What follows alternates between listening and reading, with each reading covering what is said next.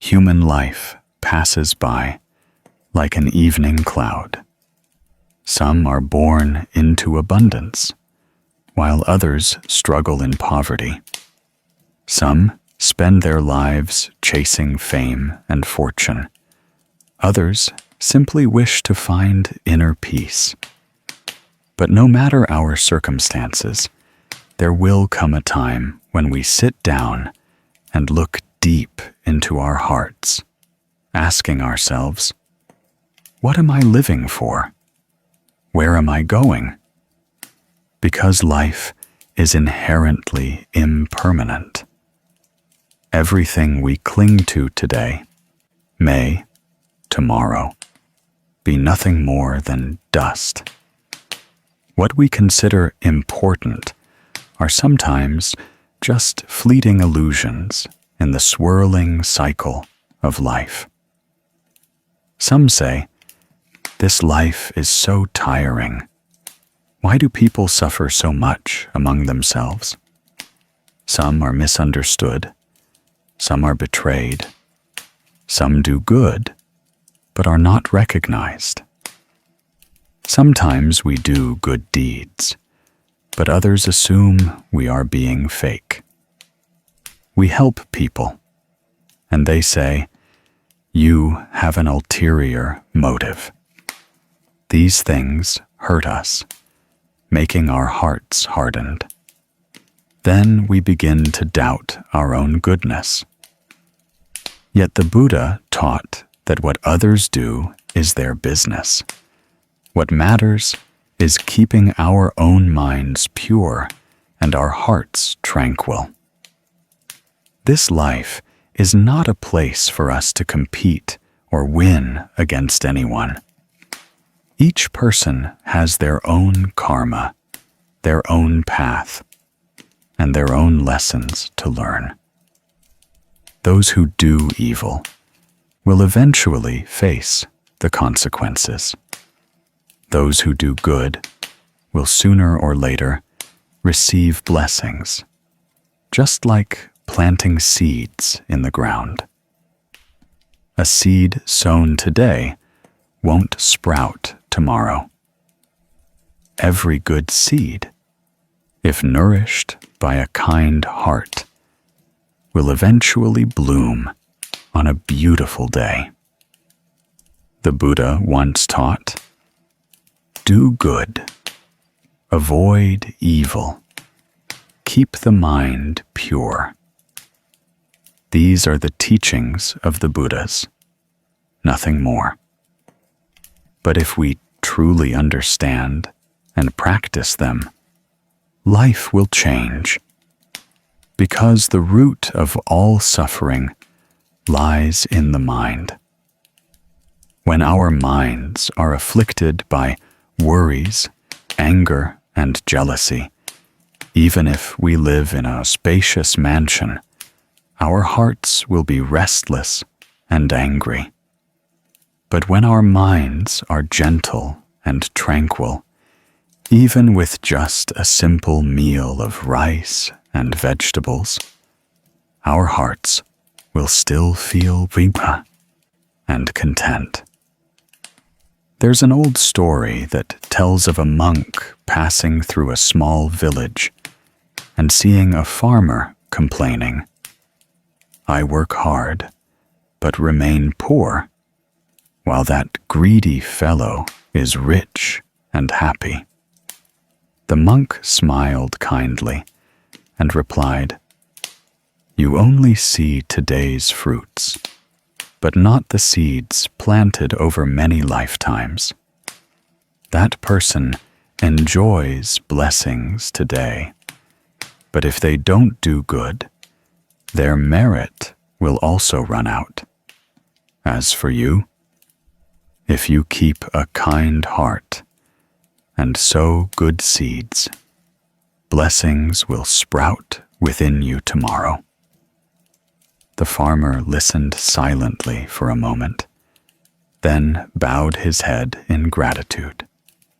From then on, he stopped comparing himself to anyone, quietly worked, lived kindly, and helped others. Many years later, his life became abundant and peaceful, and everyone in the village loved and respected him. The Buddha taught that happiness does not come from being superior to others, but from living righteously, abandoning evil, and doing good. That is the only path to peace and liberation into every moment. If we know how to pause, breathe deeply, feel our breath, listen to the resonating temple bell or the babbling stream, we will find our hearts gradually settling. All worries, jealousy, and comparisons suddenly seem to vanish. So, amidst the turbulent flow of life, remember that there's no need to argue with anyone, no need to try to prove anything. What others do is their business. Each person has their own karmic path. As long as we maintain a kind heart, live sincerely, and do good deeds without expecting anything in return, happiness is already present in every breath. When night falls, before closing our eyes to sleep, we just need to sit still for a few minutes, breathe gently, reflect on the day that has passed. Think of the good things we've done. Forgive the mistakes of others, and smile with gratitude that we are still alive and have the opportunity to improve each day. This is a simple practice to keep the mind pure and sow blessings for ourselves and our loved ones. In the hurried flow of life, people easily forget that every breath we take carries cause and effect within it. If we breathe in anger, our hearts will burn like fire. If we breathe out with gratitude, a cool breeze will spread throughout our body and mind. Those who live by good causes will naturally find their lives surrounded by goodness. But those who let their minds sink into greed, anger, and ignorance will sooner or later taste the fruit of suffering. Someone once asked, "Why do I live virtuously yet still encounter suffering?" The Buddha taught that no one can save us but ourselves. Each person is the master of their own karma. Sow good seeds and reap good fruit. Sow hatred and reap suffering. This teaching seems simple, but understanding it deeply reveals it to be the key to unlocking all suffering in life. In life, who hasn't felt injustice? Some are diligent and honest, yet remain poor.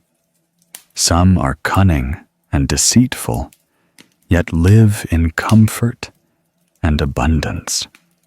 These very paradoxes bewilder people, shaking their faith in the law of cause and effect. But karma is not something that happens immediately before our eyes. It is a long cycle that can span from one lifetime to the next. Today, we may see someone doing evil, yet living prosperously. That is because they are enjoying the merit accumulated previously. As for the retribution for evil deeds, it will come without fail when the conditions are ripe. It's like seeds falling to the ground. Some sprout early, some take a long time to grow into a plant, but no seed is ever lost. The Buddha taught that every action, word, and thought we make plants a seed. These seeds are not lost. They await the day conditions are ripe for them to bear fruit. When we develop compassion for others, help others, without expecting anything in return, we are sowing seeds of merit. When we get angry and harm others, even with just a harsh word, we are sowing seeds of suffering. Every day, every moment, we are creating karma. Good karma or bad karma both originate from this mind. Therefore, spiritual practice is not just about visiting temples to worship Buddha or chanting many sutras, but about examining every thought that arises in our minds. It's about knowing when to stop when unwholesome thoughts arise. There's a simple yet profound story about Mrs. Tu, a vegetable seller in a rural market. Mrs. Tu lived in a small house with earthen walls and a thatched roof, toiling year-round with her basket of fresh vegetables. Every morning, she would wake up before dawn to harvest vegetables from her garden, meticulously arrange them in a bamboo basket, and carry them to the market.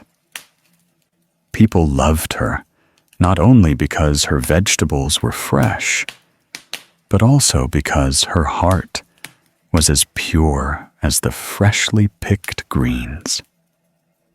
When poor customers came, she would always lower the price or give extra.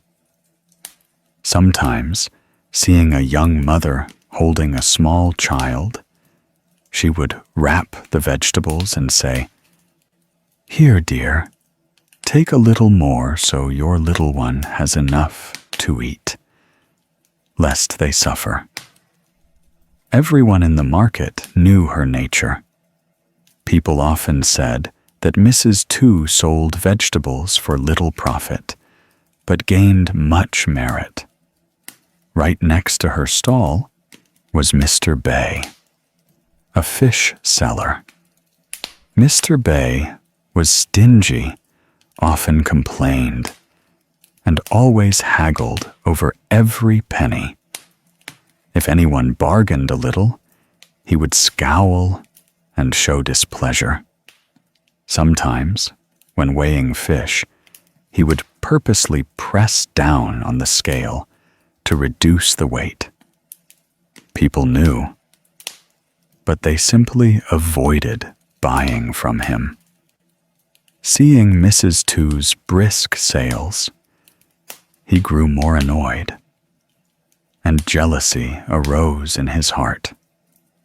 He often said, "Giving extra means a loss. Doing business like that is foolish." But Mrs. Tu would just smile kindly, saying, "As long as my heart is happy, the profit is sufficient." Mr. Bay would shake his head, thinking she was foolish. Years passed, and a rainy season came. Mrs. Tu fell gravely ill. No one was there to carry her basket of vegetables to the market each morning. When news of her illness spread, everyone in the neighborhood and the market came to visit. Some brought a little rice, some fruit, some helped cook, Some took care of her medicine. The entire rural market suddenly buzzed with a shared desire to reciprocate the kindness of someone who had shown them love. In her small house, Mrs. Tu lay in bed, tears welling up as she saw everyone visiting. She whispered, "I didn't do much, just felt compassion for those who suffered." A few years later, Mr. Bay also fell ill. This time, he lay alone, his house cold and desolate. Neighbors heard the news, but no one bothered to ask about him.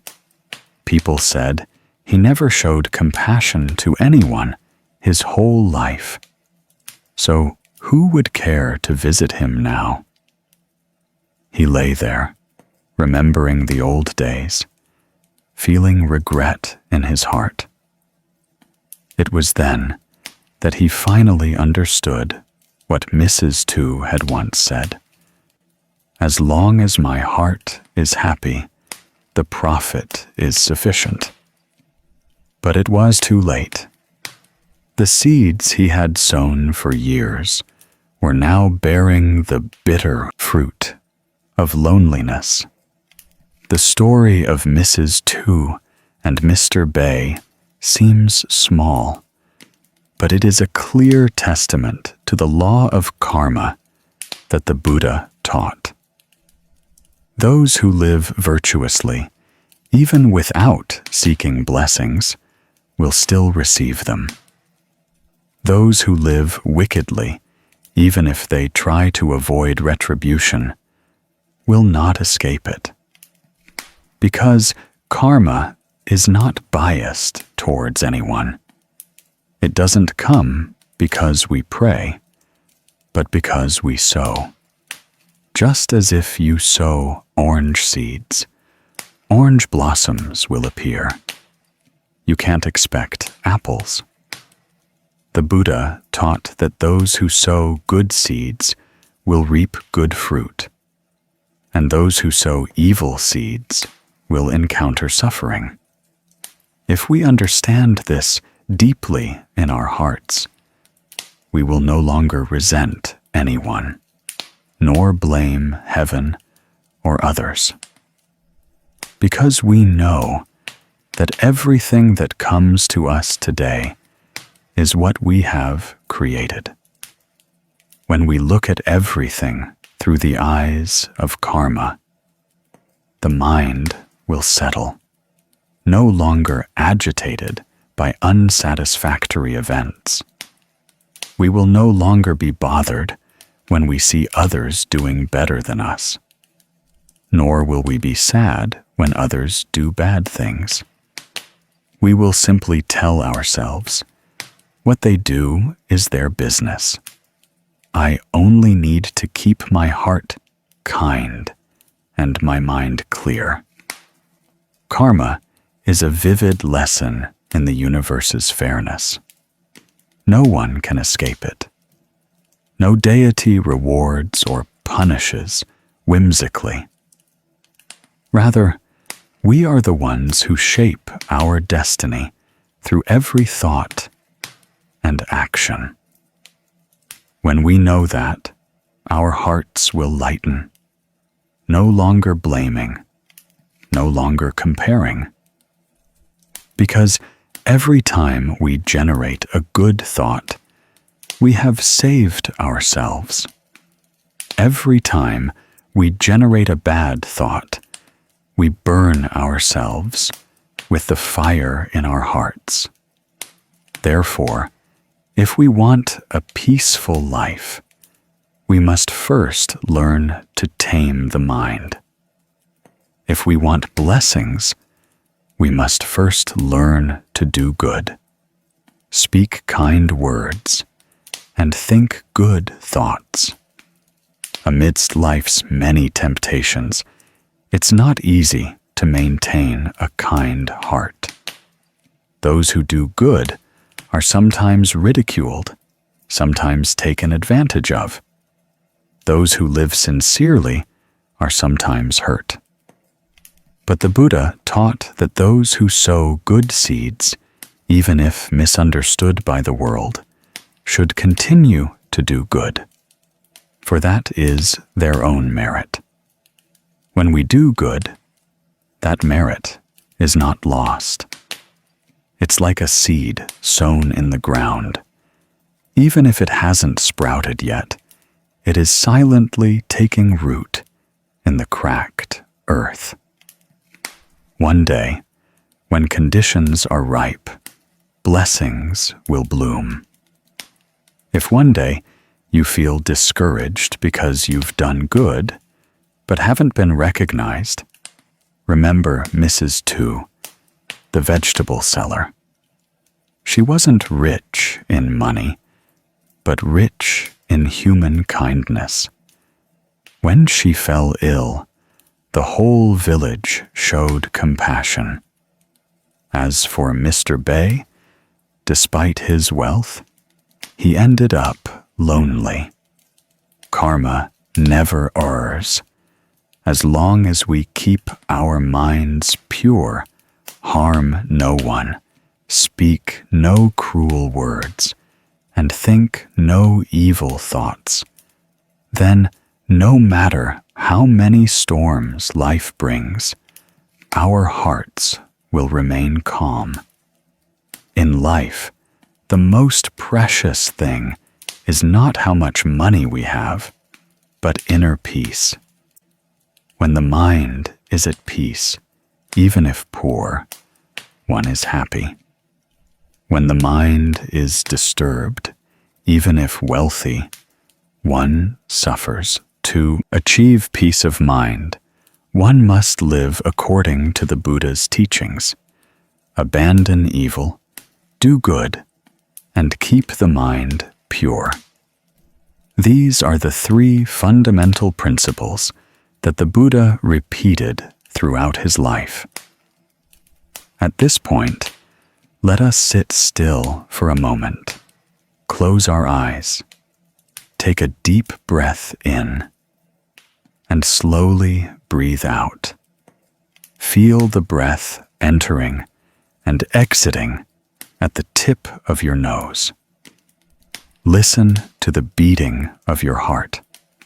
Let all sadness, anger, and jealousy dissolve with your breath. Think of those we have hurt and send them an apology. Think of those who have caused us suffering and send them forgiveness. When our hearts are grateful and forgiving, blessings will naturally arise. The Buddha taught that a single good thought can resolve 1,000 evil deeds. When we maintain a good thought in our hearts, the light of compassion will spread like a lamp, illuminating the darkness of night. If each of us keeps that lamp lit within ourselves, this world will have so much less suffering. Therefore, in every breath, in every small act, remember the Buddha's words: sow good seeds and reap good fruit. Sow hatred and reap suffering. Every morning when you wake up, tell yourself, today I will speak kind words, do good deeds, help others within my ability, and not resent life. This is how we create merit, nourish a peaceful mind, and sow good seeds for the present and the future. Live like Mrs. Tu, quietly selling vegetables with kindness. Don't be like Mr. Bay, calculating and lonely. Live simply, honestly, with compassion for others, and let go of jealousy.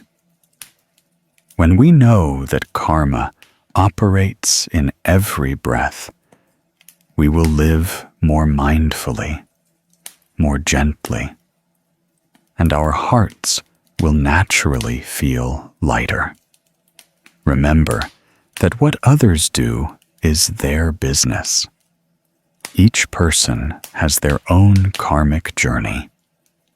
We don't need to change others, only need to change ourselves. We don't need to look for others' faults, just need to illuminate our own minds.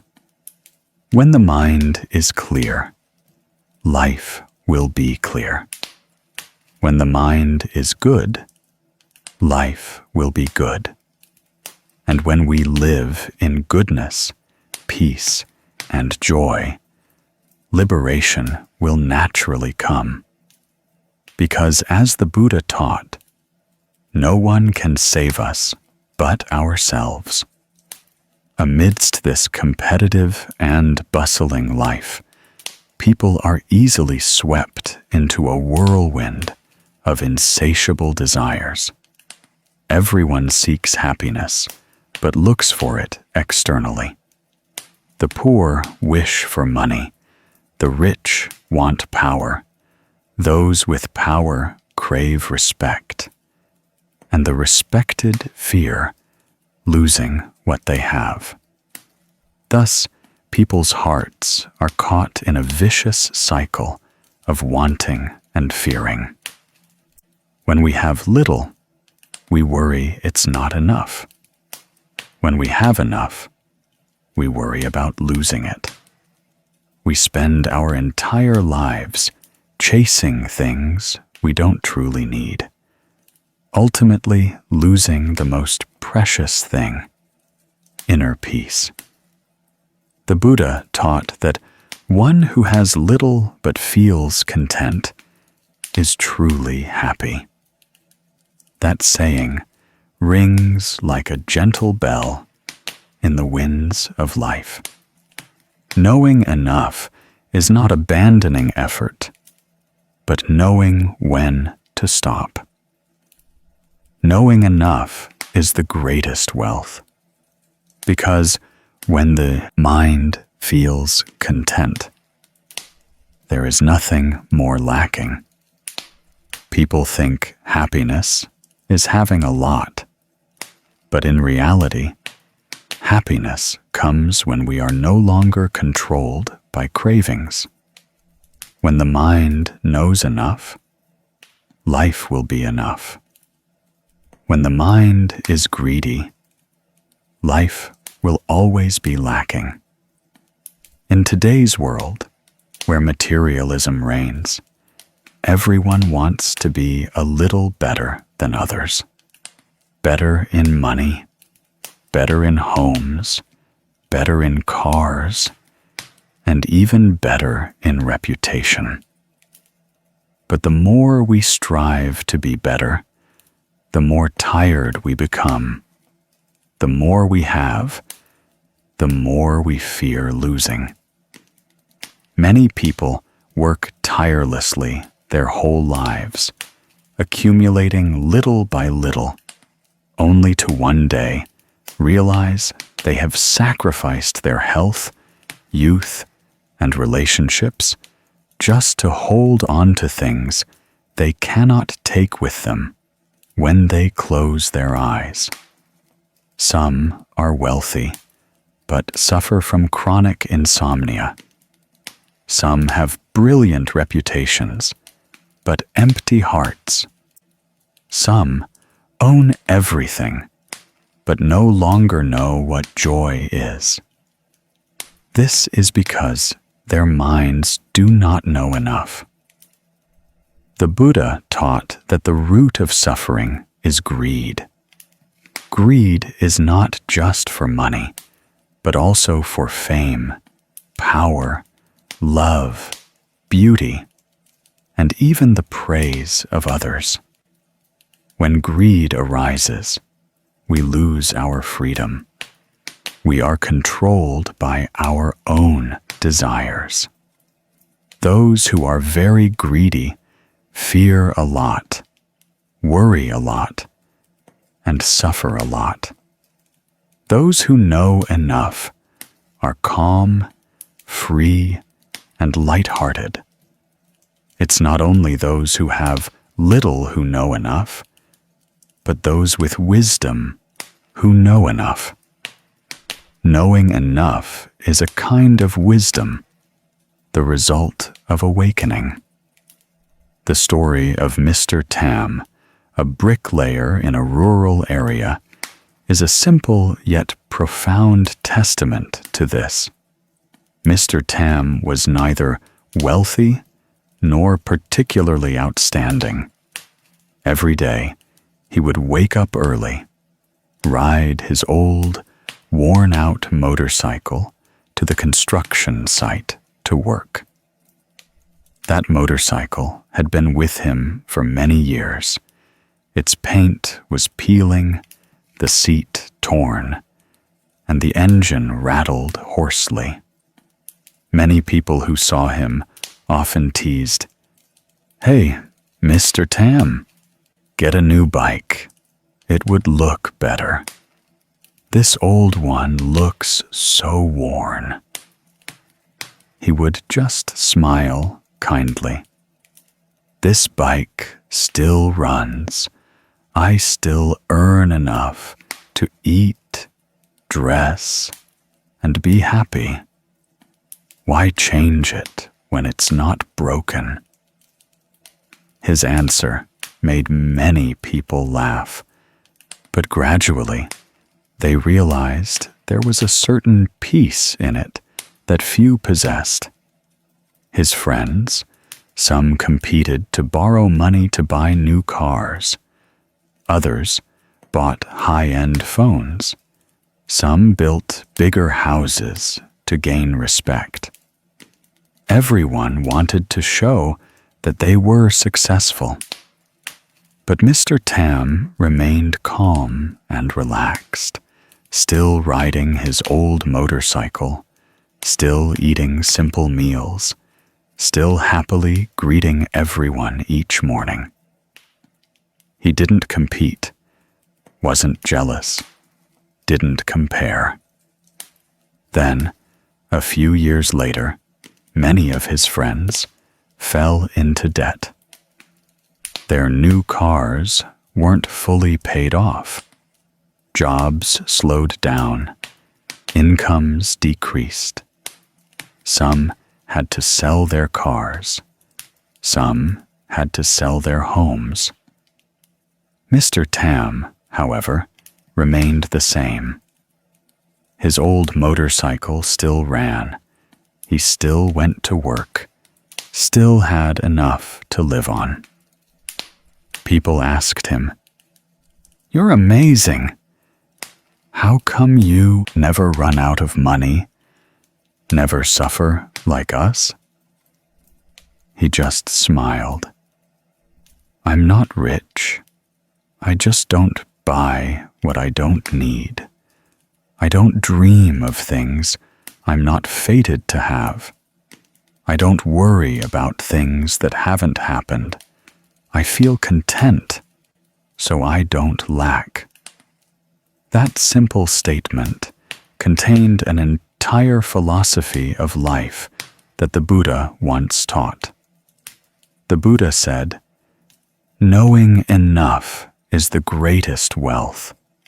One who knows enough, even lying on the ground, finds peace and joy. One who does not know enough, even living in a palace of 10,000 jade halls, still suffers." When we know enough, greed vanishes. When greed vanishes, tranquility of mind is present. True wealth is not in how much we have, but in how little we need to be happy. Some say that if everyone knew enough, the world would not develop. But in fact, Knowing enough is not ceasing to strive, but giving our all with mindfulness, without attachment to the outcome. Those who know enough still work, still try hard, but they do it for joy, not for ambition. They use material things, but do not let material things control them. They enjoy life, but are not slaves to desire. That is true freedom. In the Anguttara Nikaya, the Buddha taught that knowing enough is the greatest asset, because when we know enough, we are no longer controlled by desire and can live in freedom, unconstrained. A person with contentment is like someone who knows their boat is small, so they don't venture into the vast ocean. They choose to stay near the shore, calmly watching the waves. But a person who doesn't know enough, even with a large boat, sails further and further, eventually getting lost in a storm without knowing the way back. Happiness is actually very simple. It lies in a meal with laughter, in a morning cup of tea, in the eyes of loved ones, in the cool breeze blowing after a long, tiring day. But when greed arises, we no longer see these things as precious. We want more, want even more, want better, and thus we lose the joy of the present moment. The Buddha taught that a greedy mind is the root of suffering. When the mind knows enough, suffering naturally dissolves. Look at yourself. Haven't we had all the things we once wished for, yet still felt something was missing? Haven't we wished for a house, a car, a job, a loved one, but once achieved, felt it wasn't enough? It is because of this bottomless greed that people continue to suffer. To end suffering, one must learn to stop. Knowing when to stop is knowing enough. Mr. Tam in that story wasn't a renunciant, but his mind had already cultivated itself. He understood a principle that many wealthy people had yet to grasp. He knew how to cherish the present, to be happy with what he had, and to stop when it was enough. That is living in accordance with the Dharma.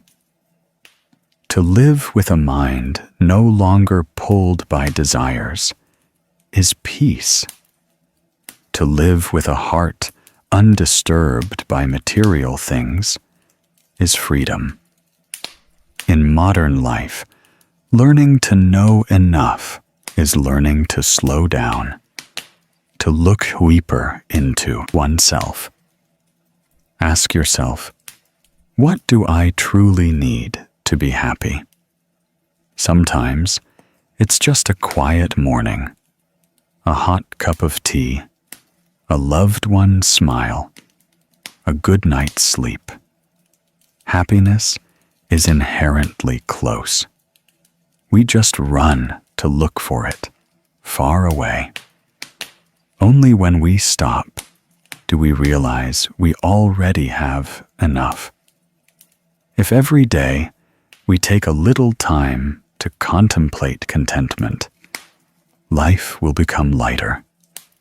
Sit still, breathe slowly, place your hand on your chest, feel your heartbeat. Tell yourself, I am grateful that I can still breathe, live, and see the sky today. I am grateful for food to eat, clothes to wear, and loved ones to cherish. When the mind is filled with gratitude, greedy thoughts vanish. When grateful, we naturally feel content. The Buddha taught that there is no happiness greater than the peace of a content person. Contentment is the foundation of happiness, the root of peace. A content person is undisturbed by gain and loss. They live simply, sincerely, without comparing, without jealousy. They don't need to show off because their minds are already clear. They don't need to compete because their hearts are already at peace. They don't need to prove anything because they understand that a person's true value lies not in what they have, but in how they live. When we learn the lesson of contentment, we are learning to love ourselves and to love life. We no longer blame anyone, no longer resent anything, no longer demand. We simply smile at everything that comes and goes, like a passing breeze, like clouds floating in the sky. Everything is impermanent. Only a peaceful mind remains. Therefore, practice living like Mr. Tam, simple yet free. Even with just an old car, his heart was happy. Even eating rice with salted vegetables, he found it delicious. Even with patched clothes, his heart was warm. Knowing enough is the source of blessings. Knowing enough is the key that opens the door to liberation. From today, whenever you feel desire arising in your heart, stop and breathe deeply. Ask yourself, do I truly need this? Or is greed controlling me? Just by stopping, you will see clearly. When the light of mindfulness shines, the darkness of greedy thoughts vanishes. There is a teaching from the Buddha. One who knows enough, though lying on the ground, is still joyful. One who does not know enough, though in heaven, will still not find happiness. Knowing enough is a virtue, a wisdom, a path leading to peace and liberation. Live simply, know enough, and let go of unnecessary things. Then every breath will be peace, every day will be happiness, and your mind will be like a still lake, reflecting the clouds in the sky. Amidst today's chaotic life, people easily get tired, easily forget what is the root of peace. Some strive their whole lives to acquire much wealth, fame, and status, but at some point realize they are still lonely, still feeling empty inside. Some, for a small gain, calculate and dispute every word, every benefit, and then live in restlessness, fear, and remorse. Some, though outwardly prosperous, never feel peace within, because their minds are no longer pure, their hearts no longer kind.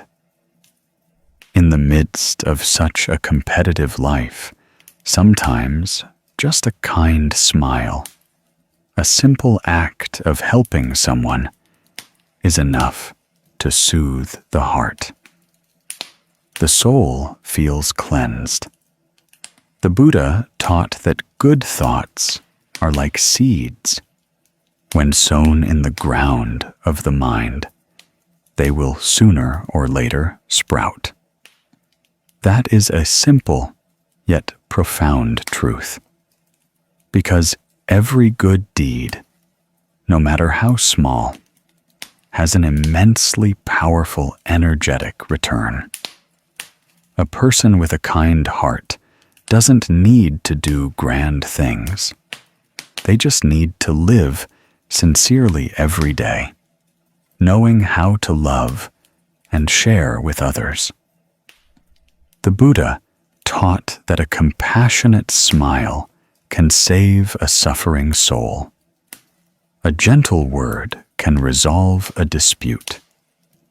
A virtuous person acts not out of fear of punishment or hope for blessings, but out of an understanding that doing good nurtures the light within the mind, sowing seeds of merit for themselves and for countless others.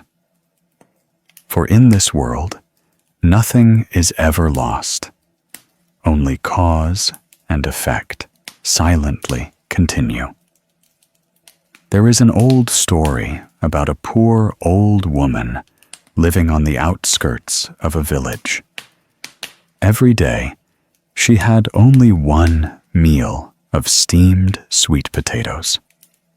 Her clothes were patched and mended, but her face was always gentle, and her eyes always warm.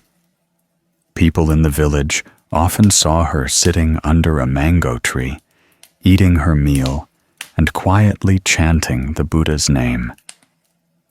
One day, while eating her simple lunch, she saw a skinny, bony, stray dog with sad eyes looking at her bowl of rice.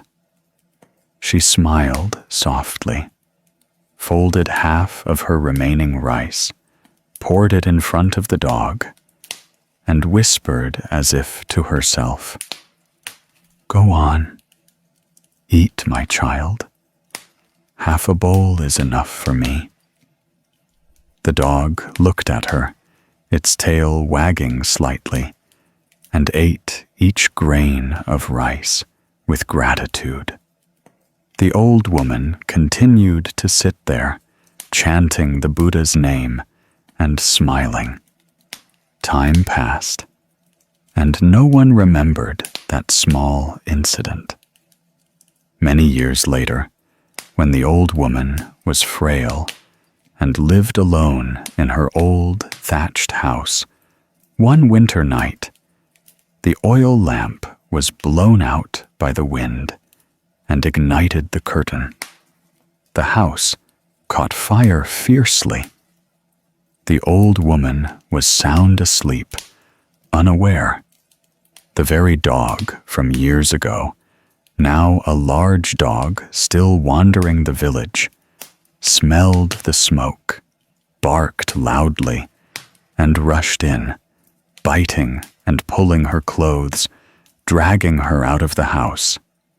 Thanks to this, she narrowly escaped death. People heard the dog barking and ran to put out the fire, but the house had already burned down.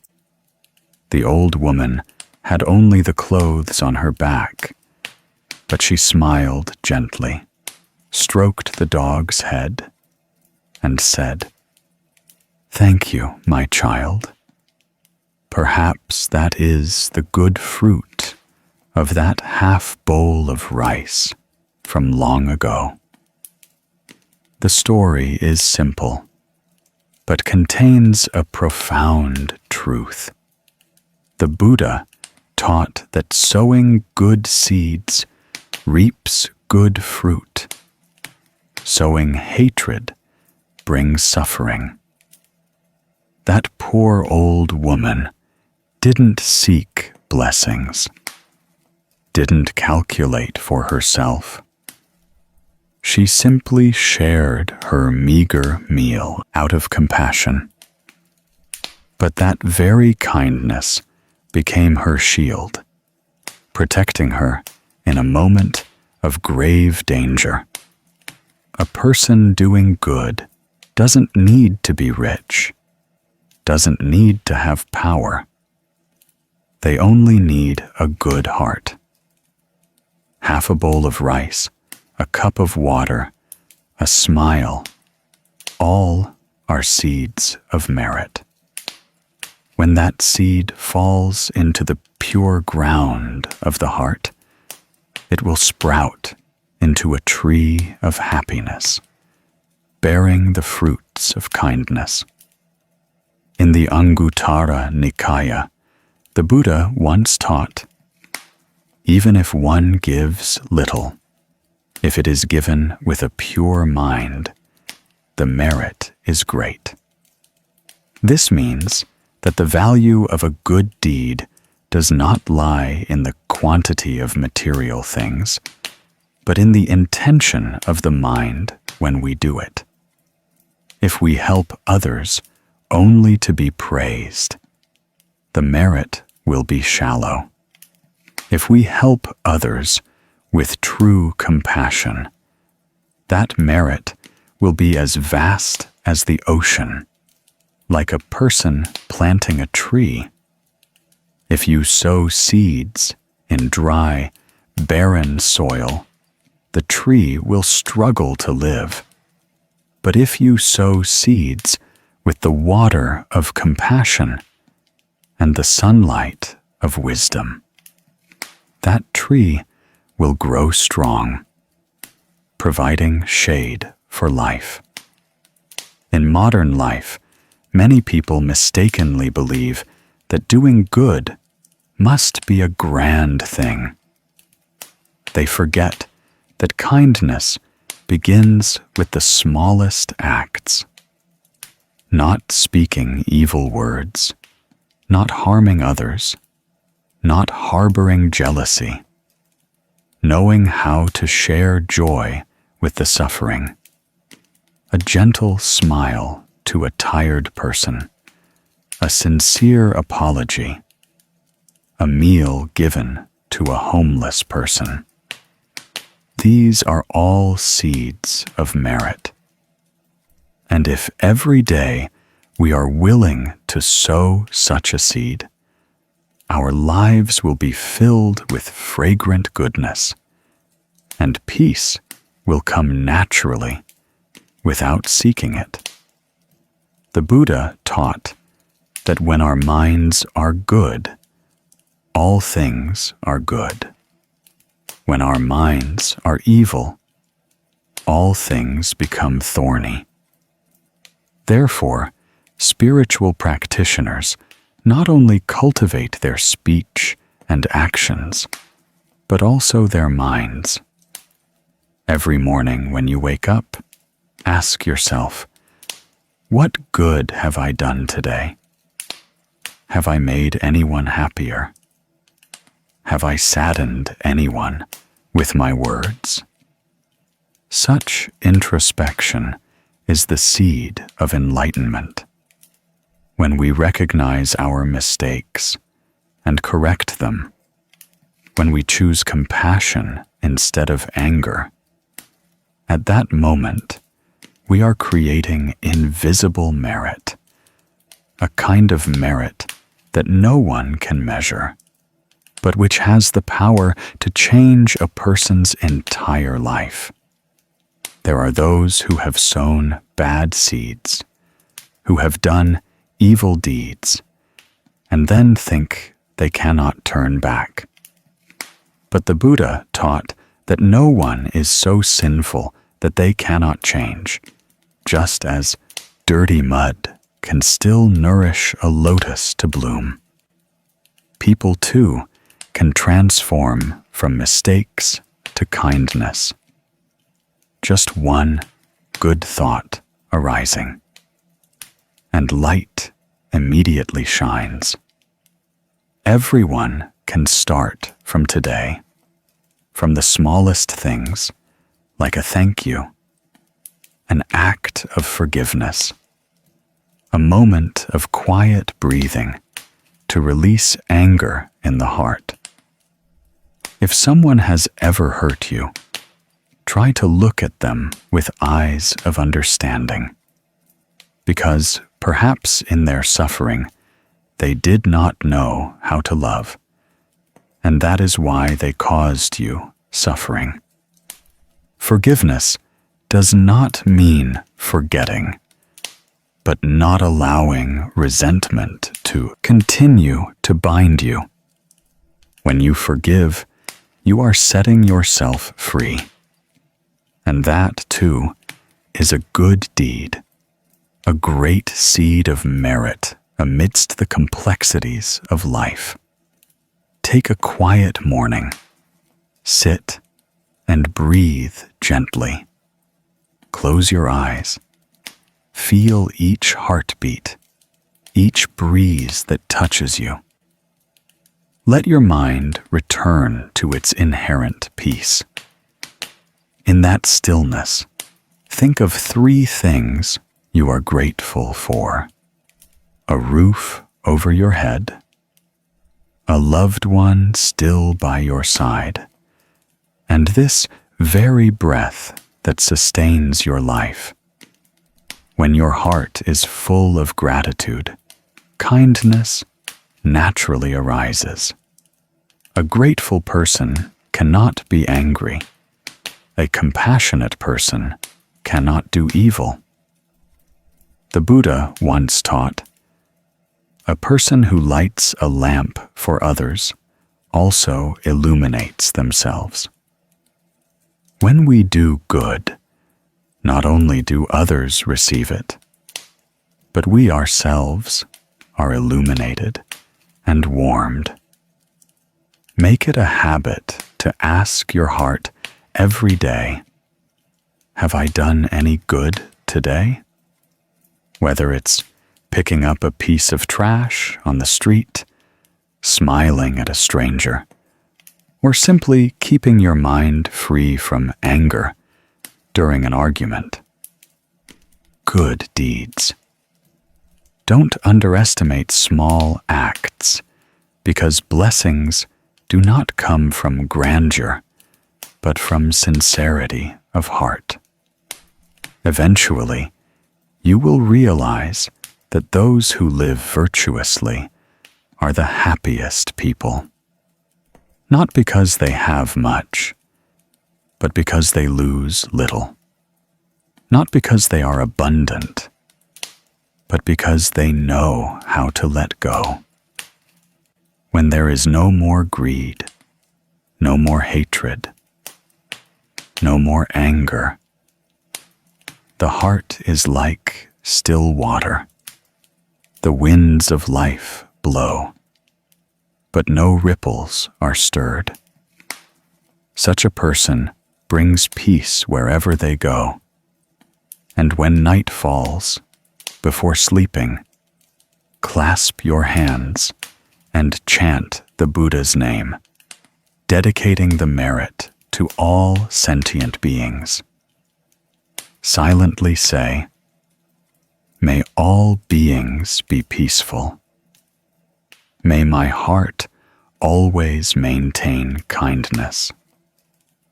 Then your breath will become lighter, your sleep more peaceful, and your life will gradually become brighter and more beautiful. The Buddha taught that those who sow good seeds are like those who plant trees in the sun. If you sow today, you may not see the fruit tomorrow. But when conditions are ripe, the flowers of blessings will bloom, and shade will spread. Therefore, do not lose heart. do not doubt. Just do good, whether anyone sees or not, whether anyone understands or not. Because the good seeds sown in the ground of the mind are witnessed by heaven and earth. One day, when you look back, you will see your life as a garden full of fragrance, full of sunshine, and your heart as light as a cloud. In life, only one thing is needed. Keep a kind heart. Do good deeds. Sow good seeds. No matter how much life changes, no matter what others do, we only need to keep our minds pure, as the Buddha taught. What they do is their business. What matters is whether our own minds are good. Only sow good seeds today, so that tomorrow we may find peace, so that in future lives we may find liberation, so that in this present life, even in the midst of worldly struggles, we can still smile and say, I am at peace, amidst this competitive life, where everyone wants to be recognized, praised, and respected by others. We often forget that the true meaning of life is not about who is better than whom, but about who knows when to bow their head, who knows how to live humbly amidst myriad opinions. There are times when people suffer not from material lack, but because their minds cling to fame, to the ego, to a huge self that always wants to prove it is right, smart, better than others. The more one tries to prove, the more tired one becomes. The more one strives with arrogance, the further one moves away from peace. The Buddha taught that one who humbles oneself is actually elevating one's mind. Humility is not weakness, but an expression of wisdom. Those who truly understand life do not need to show off or compete, because they know that everything in this world is impermanent. Today, we may be better than others. Tomorrow, we may be worse. Today, we may be honored.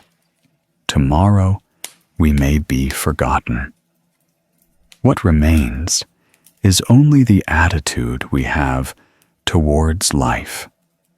A mind that knows humility, knows how to listen, knows how to understand, and lets go of the ego. A humble person is like a fertile field, always able to receive water from all sides. In contrast, an arrogant person is like a high mountain, standing alone in solitude. No one approaches. No one dares to listen. In Buddhism, arrogance is one of the 10 fetters that bind humans to the cycle of rebirth. For when we are arrogant, we cannot learn, cannot open our hearts, and cannot realize the truth.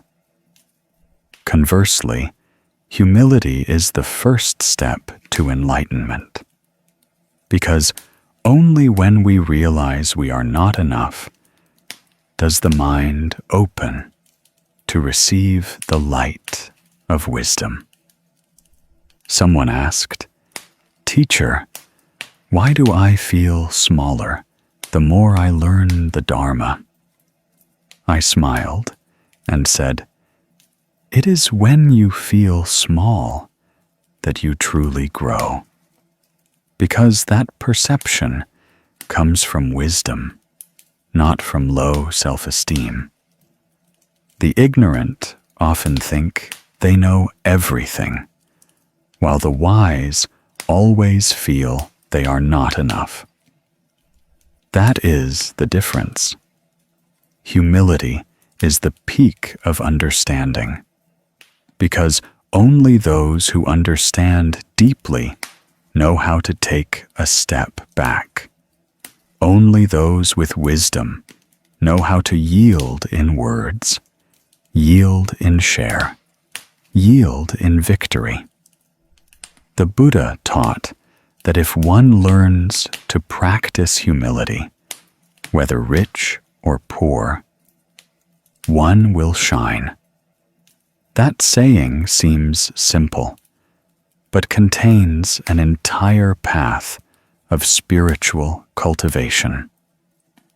A wealthy person who knows humility has immeasurable merit. A person in a high position who knows how to humble themselves has even more enduring merit. Because when we willingly lower our ego, we are sowing seeds of harmony, touching people's hearts, and freeing ourselves from the prison of arrogance. Long ago, there was a man named Hoa, the best carpenter in the region. Many villagers came to him to fix their houses, build tables, and make cabinets. Every piece of his work was exquisite, sturdy, and soulful. People said, wherever his hand touches, the wood seems to come alive. Everyone thought such a talented person must be arrogant. But surprisingly, Mr. Hoa always spoke gently and politely, always calling everyone neighbors and friends, never claiming to be better than anyone. He had many apprentices. One day, a young apprentice, new to the trade, accidentally cut a valuable piece of wood, which Mr. Hoa had bought from afar, completely crooked while sawing. Everyone who witnessed it thought Mr. Hoa would get angry, but he just gently approached, placed a hand on the apprentice's shoulder, smiled, and said, "I made mistakes like you once." Then he took the saw, showing him how to measure and align the ruler, little by little. The apprentice's eyes welled up with tears of emotion. Mr. Hoa not only taught the craft, but also taught character. The phrase, "I made mistakes like you once," seemed ordinary, but contained profound wisdom. It was the words of someone who had experienced enough ups and downs, enough mistakes, to understand that no one in this world is perfect. Mr. Hoa's humility did not diminish his prestige. On the contrary, it earned him the respect of the entire village. People came to learn the trade, but learned the way, learning that true talent lies not in doing things well, but in knowing how to empathize with the mistakes of others. One day, a merchant from another province came to hire him to make furniture for a temple. Mr. Hoa, who was over 60 by then, was frail, and his hands trembled. The merchant said, "You are old I should find someone younger. He just smiled.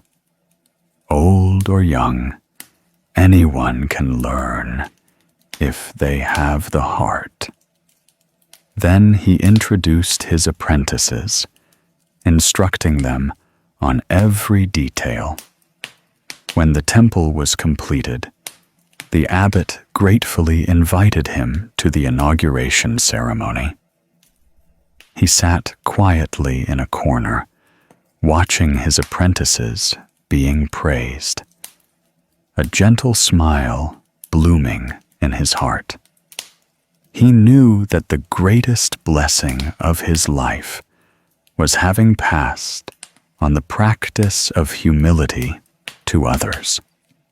Later, when he passed away, a large crowd of villagers attended his funeral. They said they had never seen anyone as gentle and humble as he. He lived simply, leaving no great wealth, but leaving in everyone's hearts a lesson more precious than gold or jade. A lesson that when we humble ourselves, that is when we elevate our minds. When we bow our heads, that is when we stand tall in the hearts of others. Think about it. How many troubles in life arise simply because we refuse to yield, refuse to lose, refuse to listen? If only we would reduce one argument, one competition, our minds would lighten so much.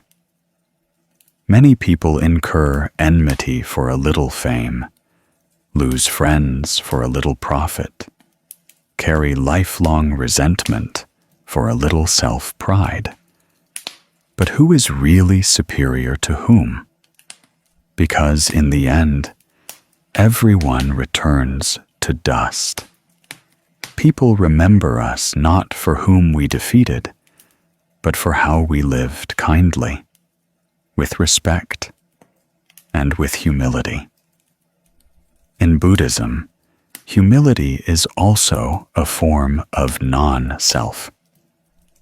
When we no longer perceive an overly large ego, we are no longer swayed by praise or criticism.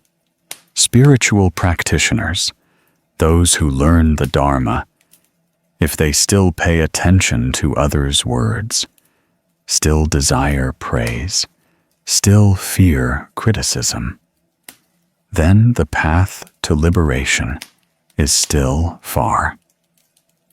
The Buddha once taught that those who know humility will advance on the path themselves. The arrogant, even if they learn much, will only stand outside the door of the Dharma. Therefore, if we want peace of mind, if we want a life with less suffering, we must first learn to bow our heads, learn to listen, learn patience, and learn to admit mistakes. Humility is also the root of compassion. A humble person will know how to put themselves in others' shoes, how to empathize with their suffering. An arrogant person only sees themselves, while a humble person sees the interconnectedness in every situation. They understand that everyone is in the process of learning. Everyone has their own karma, and therefore, they do not judge. When the mind does not judge, compassion naturally arises. Once, a Zen master asked his disciple, "If you see someone making a mistake, what will you do?" The disciple replied, "I will advise them to correct their mistake." The Zen master said, "What if they don't listen?" The disciple remained silent. The Zen master smiled. Then you should learn to bow your head and listen to them first. Only when you are truly humble will your words touch the hearts of others. That is the way. When we humble ourselves, others naturally admire us. When we know how to take a step back, others will approach us with trust. A wise person doesn't need to speak much. They just need to live kindly, quietly, and their light will still spread naturally. You see, human life is like water. Water always flows to the lowest places, but it is water that forms rivers and seas. If water only wanted to stay in high places, it would dry up. Humans are the same. Those who know how to humble themselves can contain much love. Those who know humility live in the world with a calm heart. If today you feel someone looks down on you or judges you, don't rush to resentment.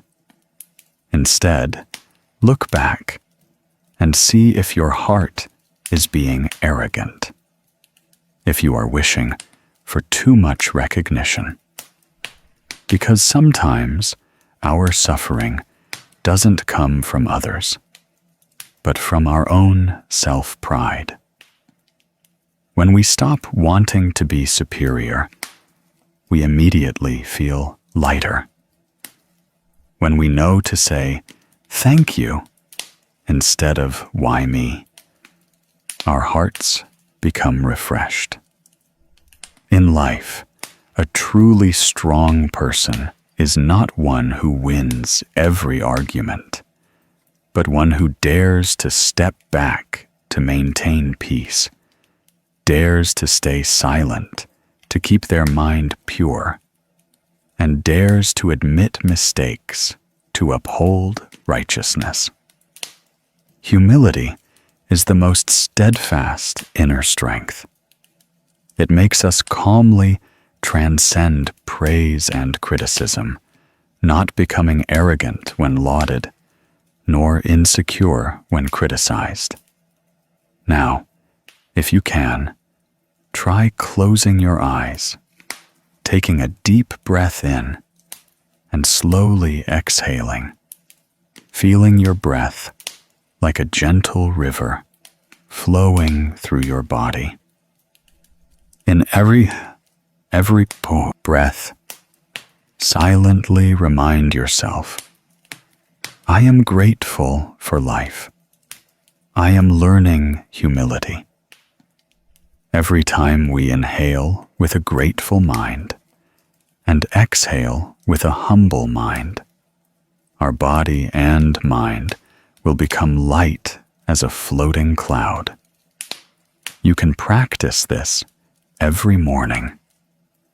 Before speaking, pause for a second to listen. Before judging, think for a second to understand others.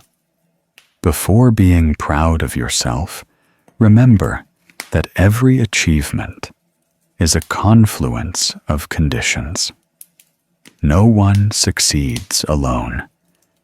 When we live with such a humble mind, we will find everyone around us becomes more lovable, and everything in life becomes lighter. Finally, remember that the more knowledgeable a person is, the more humble they are. The more humble a person is, the greater their merit. Because, as the Buddha once taught, wisdom is the lamp that illuminates the path, and humility is the cup that helps us catch that light. If the cup is turned upside down due to arrogance, no matter how brilliant the light, we will receive nothing. So, learn to live like Mr. Ua, the kind carpenter. Know how to bow before life, but not before evil. Know how to yield, but not compromise with wrongdoing. Be humble, but do not lose self-respect. When we maintain such a heart, even if life changes, we will stand firm in peace. The Buddha taught that one who knows how to humble oneself has immeasurable merit, like the vast ocean. So every day, when we speak gently, when we know how to apologize, when we know how to listen, we are creating merit. That merit is not far away, but lies in every word, every action, every thought that bows its head. In this life, what others do is their business. We only need to keep our minds pure, live humbly, and do good. That is already spiritual practice. When we are humble, we don't need to prove we are right, because the truth illuminates itself. We don't need to compete, because peace of mind is the greatest victory. When we learn this, we will find that peace is not far away, but right here in every breath, in every smile, in every moment of living kindly, humbly, and gratefully. Amidst the struggles and haste of life, we sometimes chase after grand things and forget a very simple truth: gratitude. People today often live fast. They speak fast, act fast, and even their emotions are fast. They easily feel tired, sad, and disappointed, but rarely stop to see how many things in this life are worthy of their gratitude. Some spend their whole lives just worrying about making money and gaining fame. But when they sit alone late at night, they realize their hearts are empty. Not because they lack material things, but because they have lost the root of blessings: gratitude. The Buddha taught that a grateful person is wise, and an ungrateful person easily creates bad karma. This teaching is like a torch illuminating those who are lost in the labyrinth of life, because gratitude is not just a moral act, but also a path leading to blessings and peace. A grateful person, even in suffering, finds peace, for they understand that everything that comes to them is due to cause and effect. An ungrateful person, even with much wealth, never feels content, because their mind always looks outward, always feeling lacking and dissatisfied. The Buddha also taught that being grateful to those who came before us adds to our merit, while forgetting kindness leads to its own consequences. When we are grateful to those who help us, we are nourishing a wholesome energy. When we forget kindness, denying the efforts of others, we sow seeds of ignorance in our hearts. Those seeds will sprout into karma, causing us to repeat lessons of suffering. Therefore, practitioners, no matter their circumstances, should cultivate a grateful mind. Be grateful to parents who gave birth, grateful to teachers who instructed, grateful to friends, grateful to those who helped us in difficult times, and even grateful to those who caused us suffering. Because thanks to them, we learn many lessons of patience and letting go. There is a small story about a girl named Lan. Lan was born into a poor family in a rural area. Her father died early, and her mother had to work as a laborer to support her. Despite difficult circumstances, Lan always tried hard in her studies. In those days, she often came to class with worn-out sandals and old textbooks, which she cherished like treasures. Her homeroom teacher, Mr. Thang, saw her diligence and quietly helped her. He arranged a scholarship for Lan and gave her his own child's old books. Once, Lan was ashamed because she had no money for tuition and considered dropping out. The teacher found out, came to her home, left an envelope on the table, and said it was a scholarship fund from the school. Time went on. Lan went to college and then started working. Life opened new opportunities, and she gradually succeeded. After many years of striving, Lan became the director of a large company. On the company's opening day, when everyone was celebrating, taking pictures and cheering, Lan suddenly stopped in the middle of the stage and said, "Before thanking our partners and employees, I want to thank one person. If it weren't for Mr. Thang, I wouldn't be here today." The entire hall fell silent. Lan stepped down and led Mr. Thang, who was now old with white hair, onto the stage. She held his hand, tears falling. "Teacher, you were the one who believed in me when no one else did. You were the one who sowed the seeds of merit in my heart, even before I knew how to sow anything." Mr. Thang just smiled gently and whispered, "I didn't help you.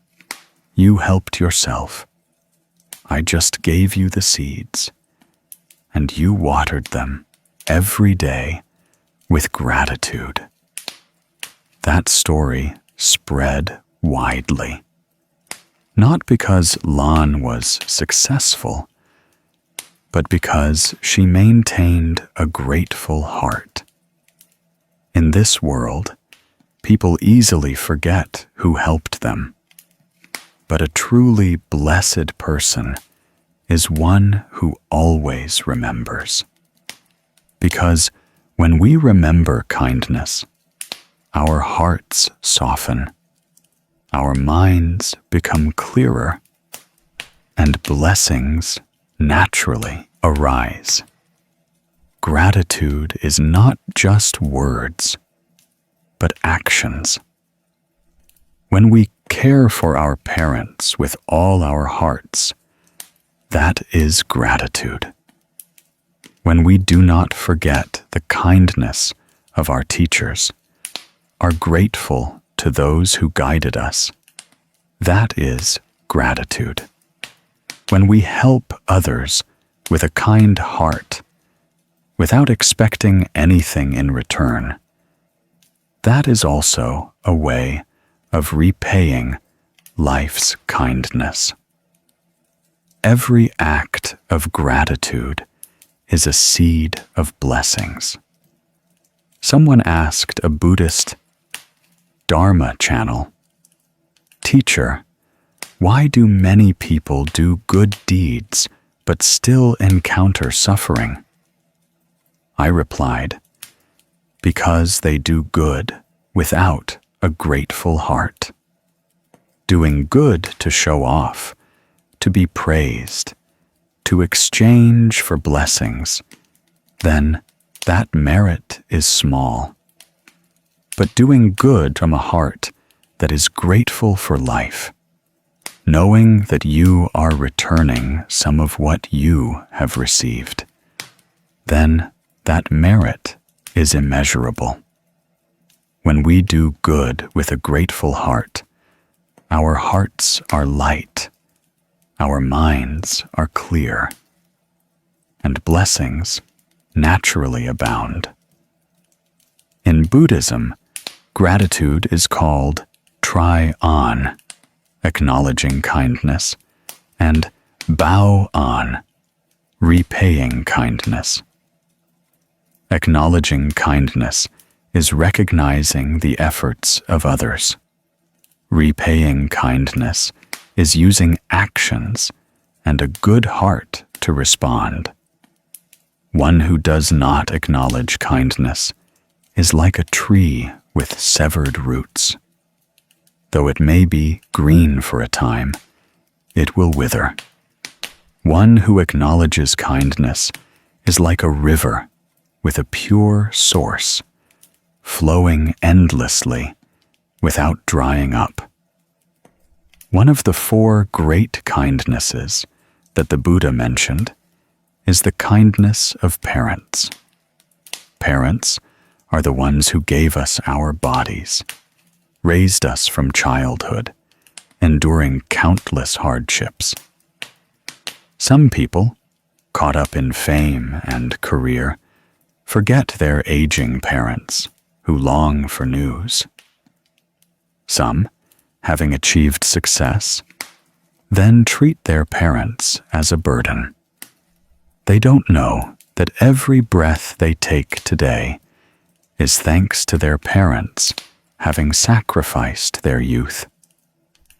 The Buddha taught that the kindness of parents is as deep as the ocean, as high as the sky. A lifetime of repayment is not enough. Therefore, every time we bow before our parents, we are sowing the greatest blessings.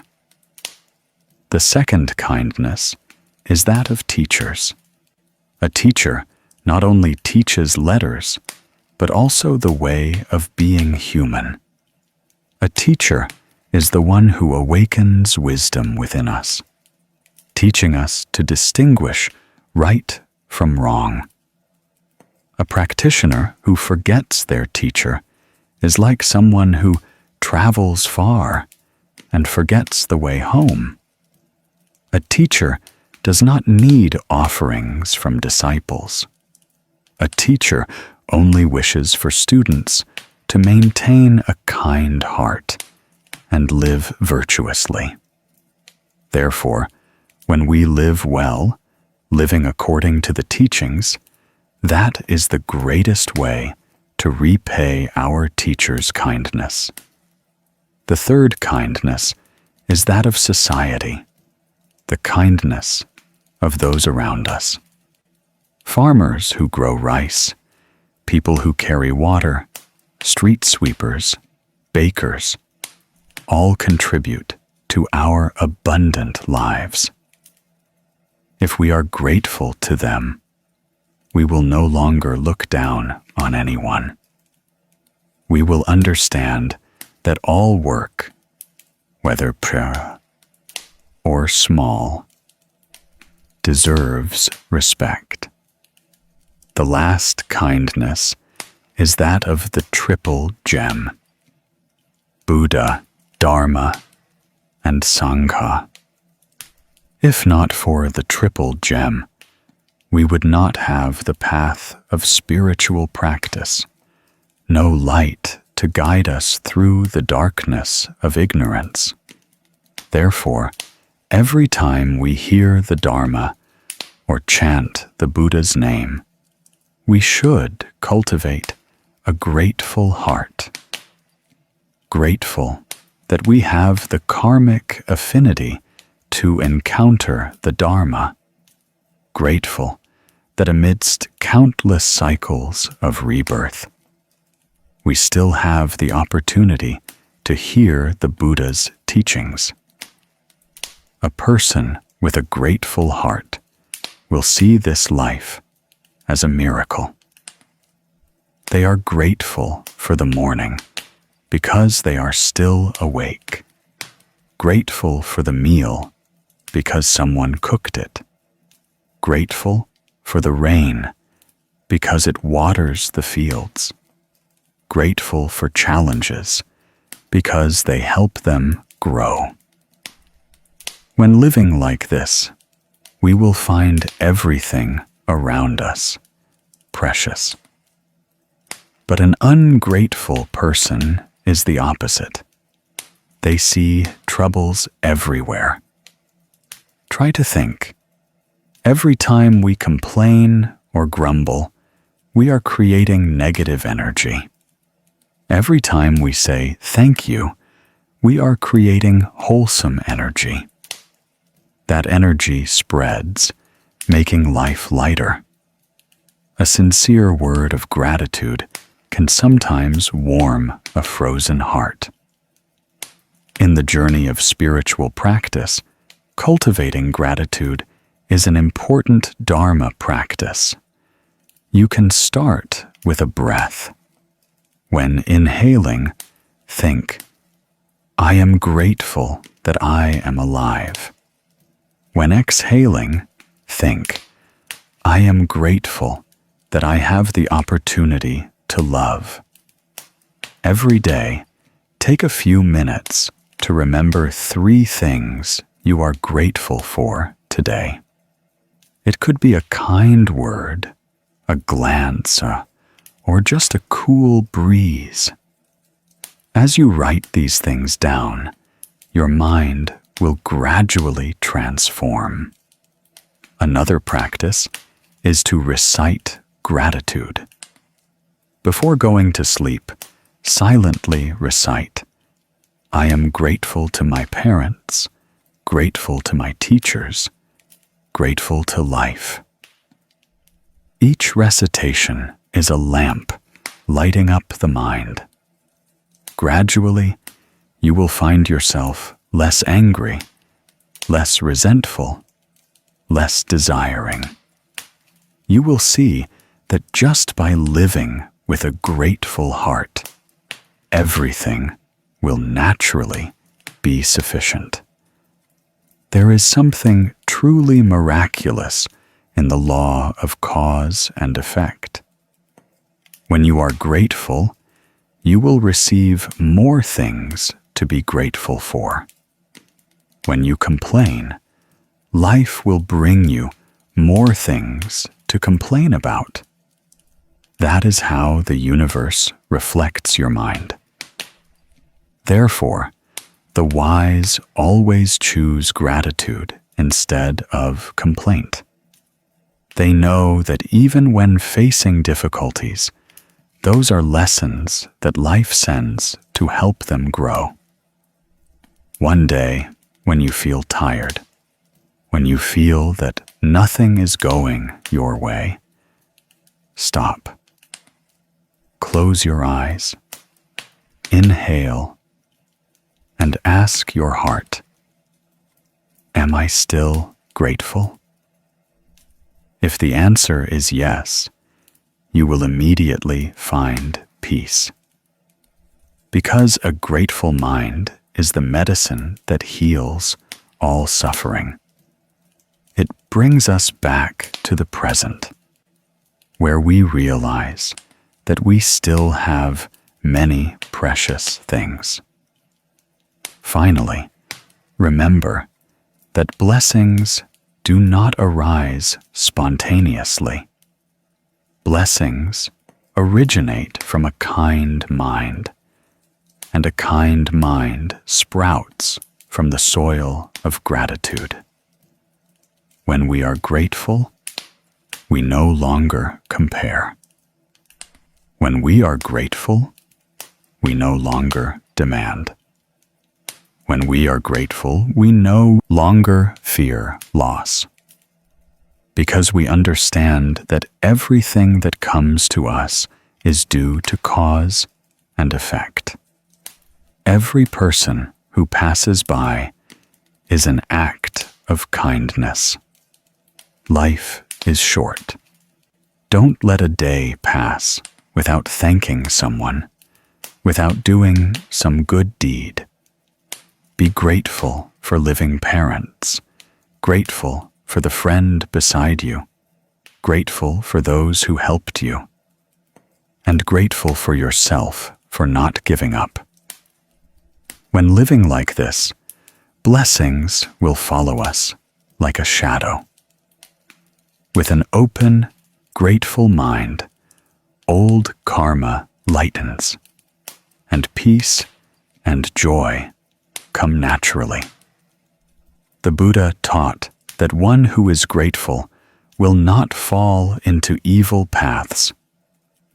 An ungrateful person, even if they do good, will not enjoy the merit. Because merit is not in wealth, but in the mind. Therefore, a person with a grateful heart is creating merit every day. So, what others do is their business. We only need to maintain a grateful heart, grateful for life, grateful for people, grateful for every moment we live. That is the simplest path to liberation and peace, because when grateful, our minds no longer resent. When grateful, we no longer desire. When grateful, we are already living in the nirvana of the present moment.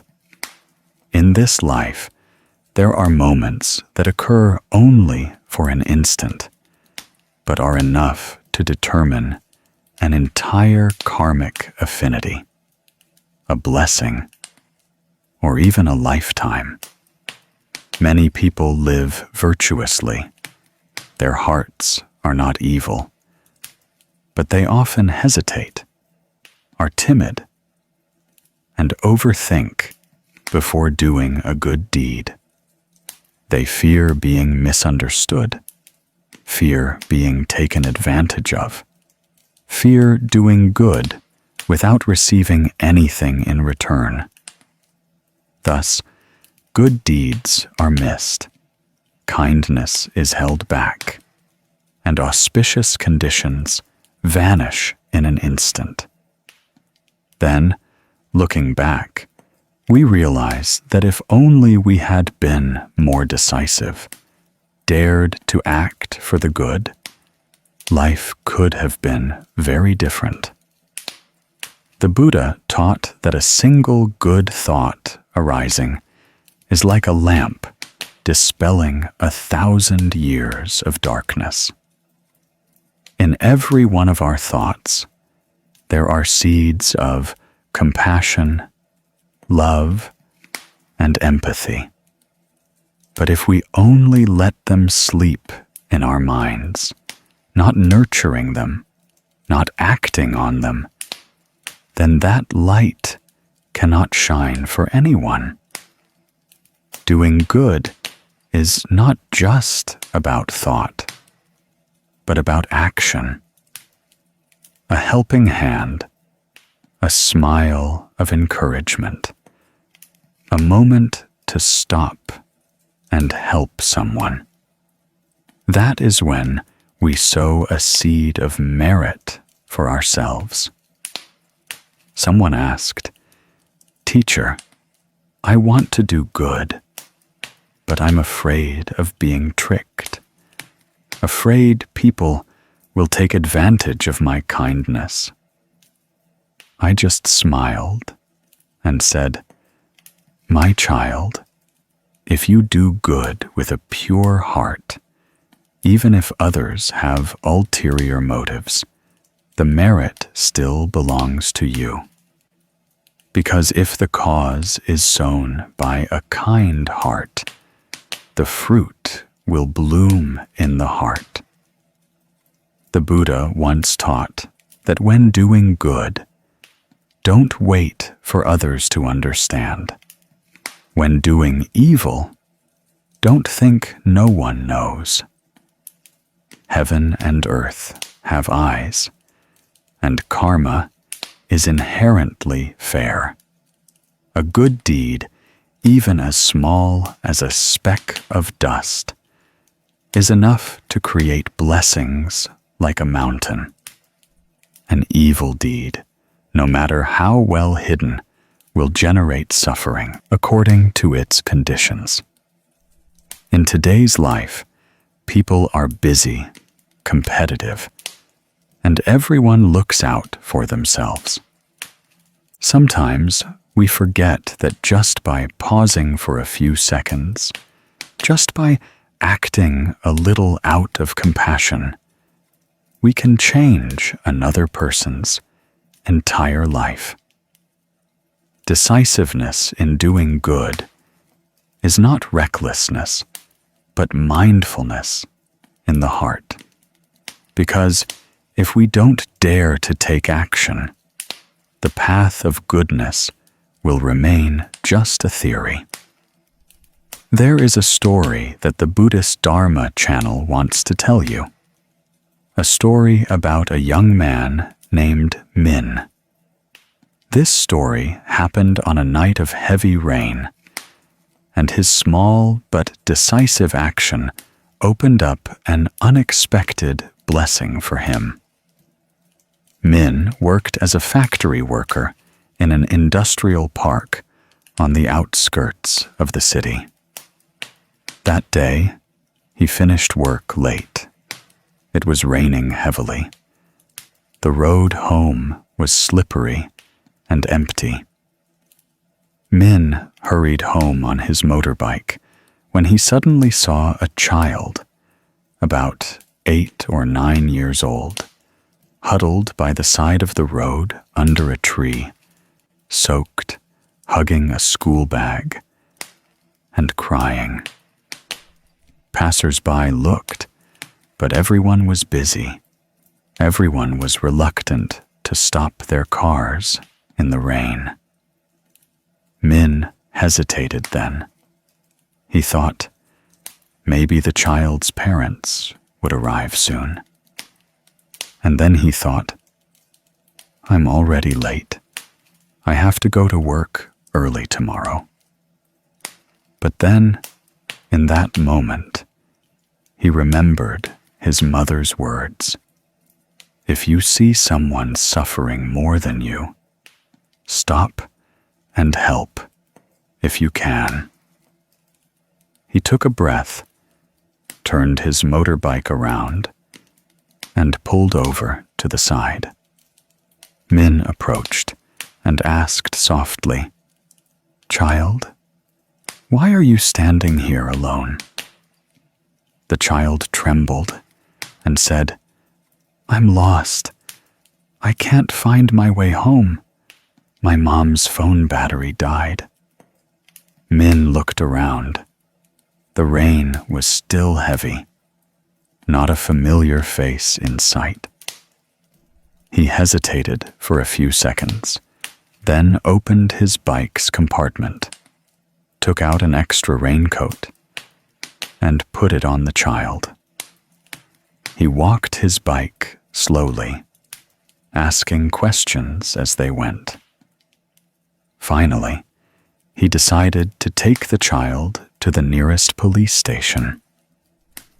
When they arrived, the police officer on duty asked questions and then contacted the child's family. The father rushed over, soaked, hugging his child in tears. He thanked Min profusely, but Min just smiled.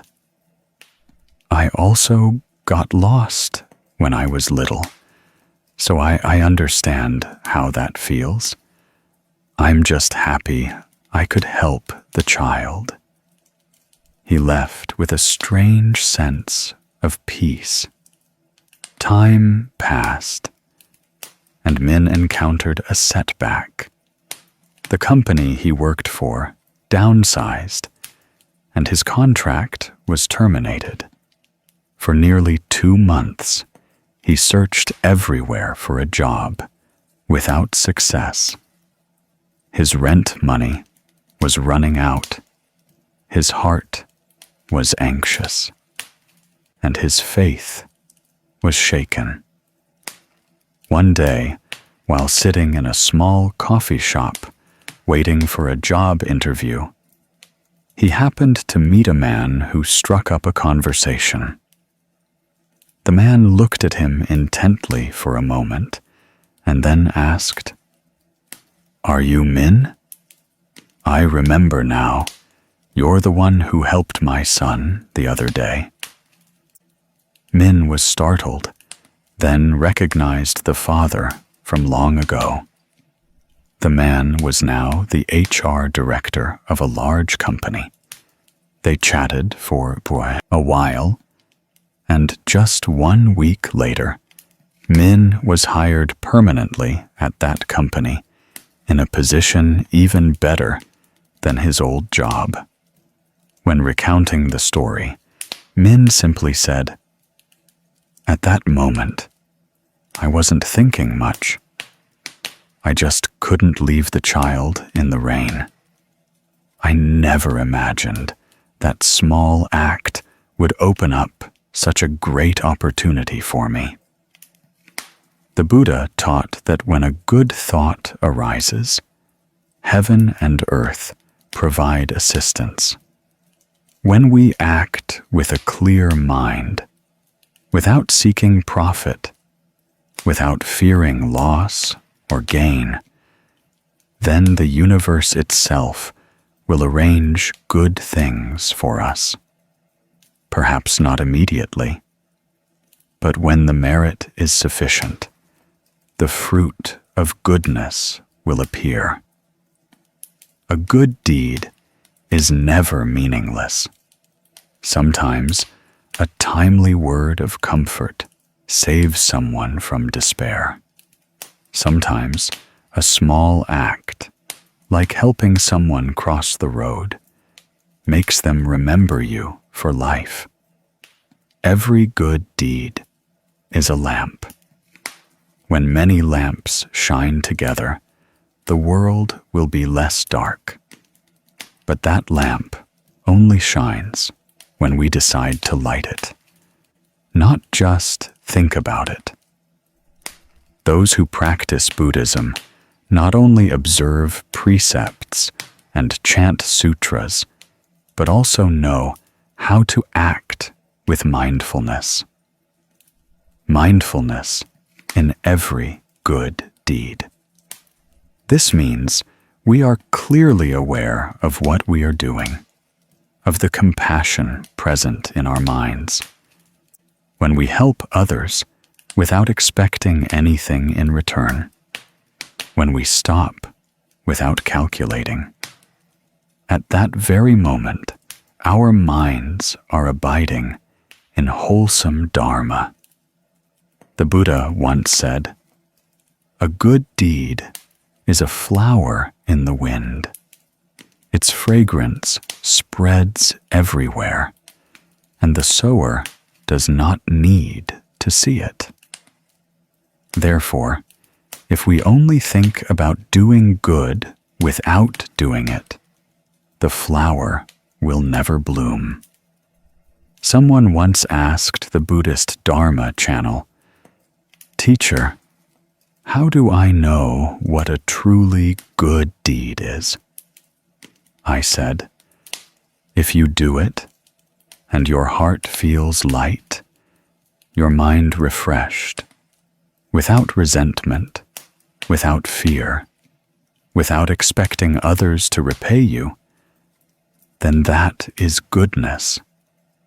But if you do it with attachment, hoping for praise, then you have only sown goodness in words, not in your heart.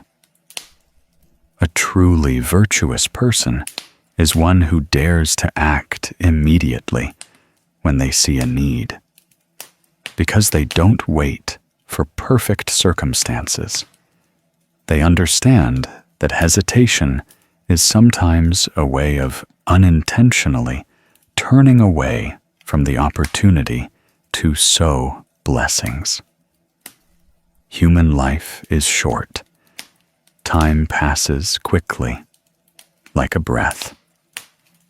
If today we see someone who needs help, let's do it as soon as we can.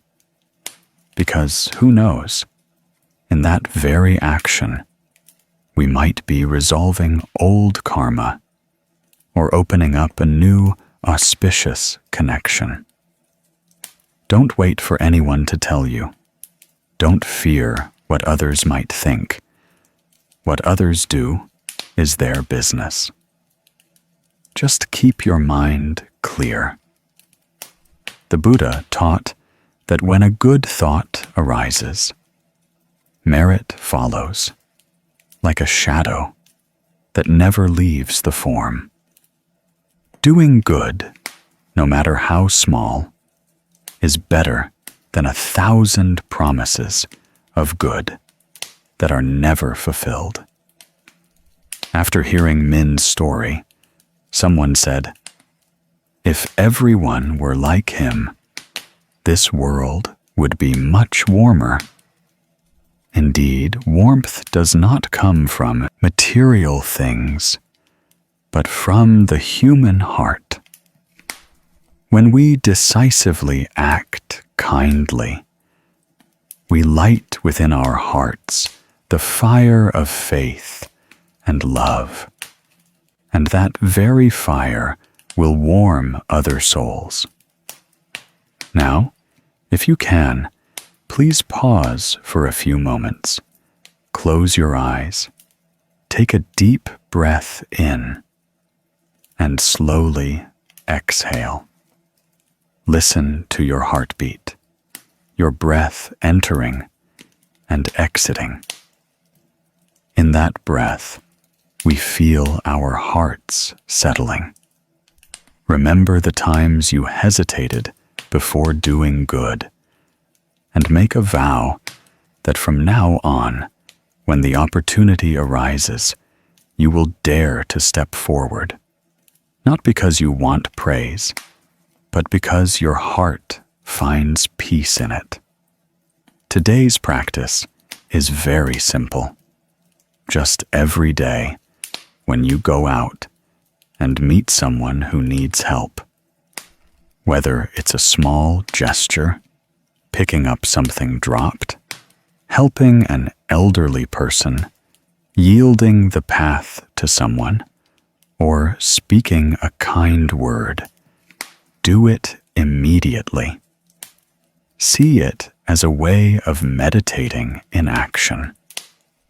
Every good deed is a time we train our minds. It's a mindful breath. When we act with a clear mind, the body will feel light, the heart will be joyful, and blessings will increase.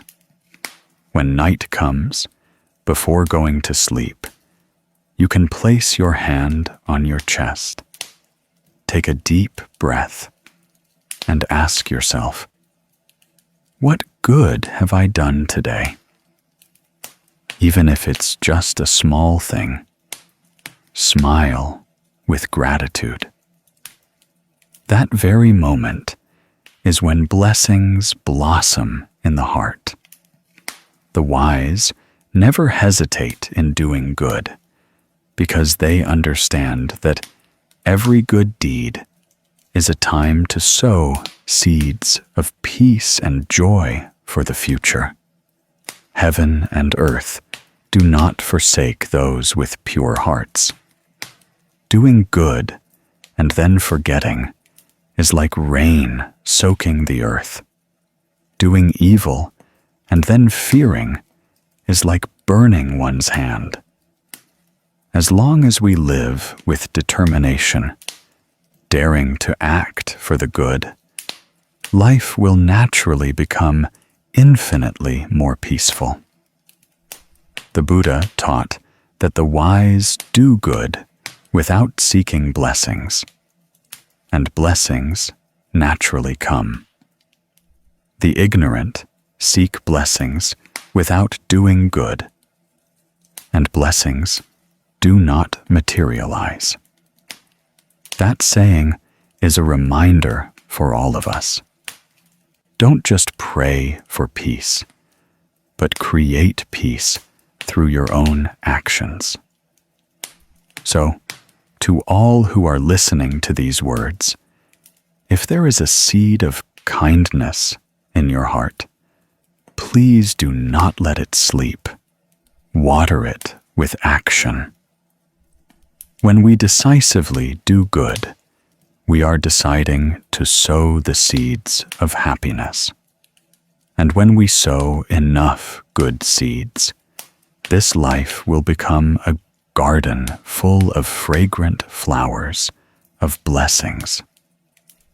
In today's turbulent life, perhaps each of us has at some point felt ourselves swept into a vortex of insatiable greed, with no way out. We work day and night. We chase after one thing after another, hoping to have more, better, higher than others.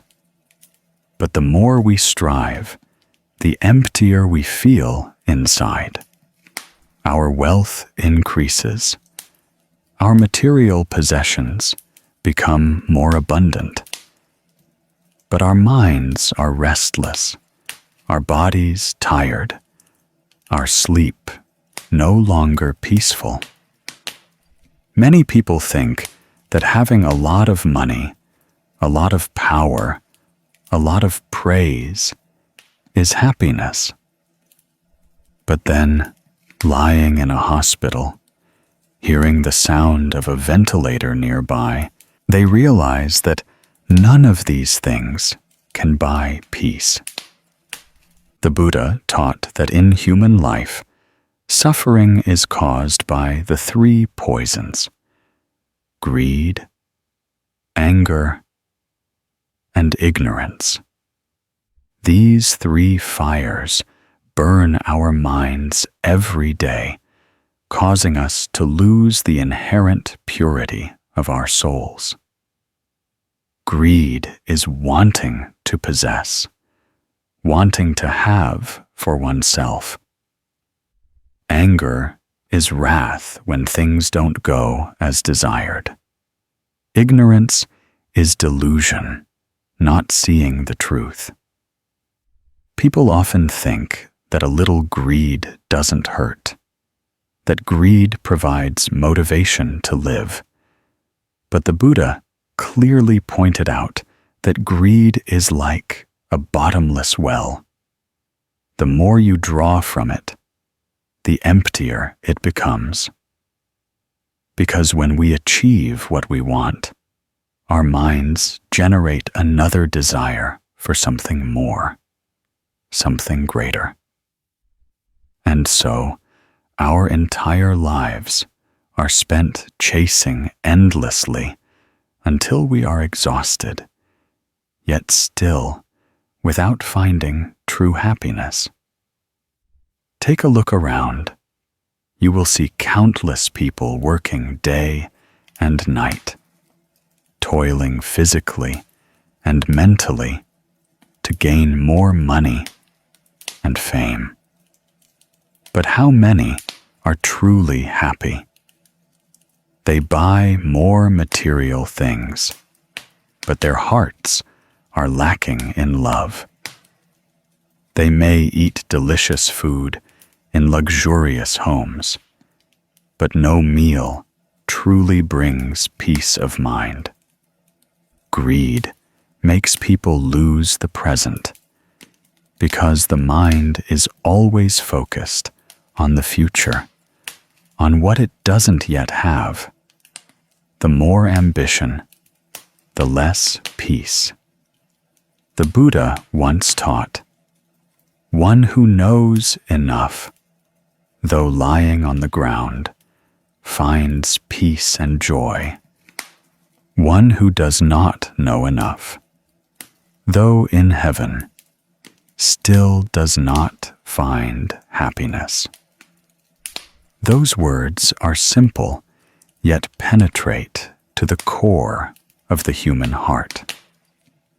There is a story that tells of a merchant named Kui who lived long ago. He was immensely wealthy, his assets countless, yet he never felt enough. He worked tirelessly, eating irregularly, staying up late every night to calculate, to fear losing what he had. One day, he fell gravely ill, bedridden, his body thin as a stick. Many famous doctors were called, but no one could cure him. Finally, an old physician entered, looked at him for a moment, and then smiled gently. "Your illness is not of the body, but of the mind. I have 3 prescriptions. If you follow them, your illness will heal on its own." Mr. Kui, tired, asked, "What are these 3 prescriptions?" The physician replied, "First, rest for the body to heal. Second, give so the mind lightens. Third, let go so wisdom awakens." He was surprised to hear this. Resting, I understand, but how can giving and letting go cure illness? The physician smiled. "Your body is weak because your mind is tired.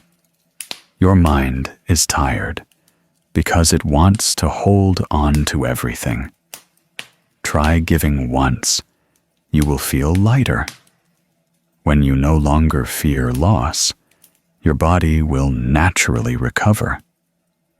From that day, Mr. Kui began to follow the advice. He temporarily stopped working and went back to his hometown to live quietly. Every day, he went to the market, gave a few coins to the poor, chatted with children, and offered medicine to the sick. At first, he felt strange because he was used to receiving more than giving. But after a short while, he realized something miraculous. Every time he gave, his heart felt happier. At night, he no longer had to calculate. Sleep returned.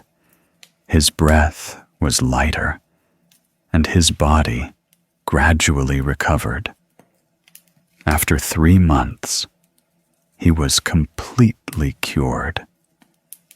He returned to find the physician, bowed in gratitude.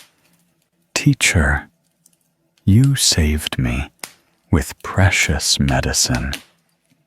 The teacher smiled. "No, I only showed you where the medicine was. The real medicine lies in your heart. When the mind is free of greed, the poison will dissolve. When you know how to let go, the body naturally heals." From then on, Mr. Kui no longer sought to surpass others. He lived simply, finding joy in small things. A morning cup of tea, a smile from a passerby, a cool breeze, all were enough to make him happy.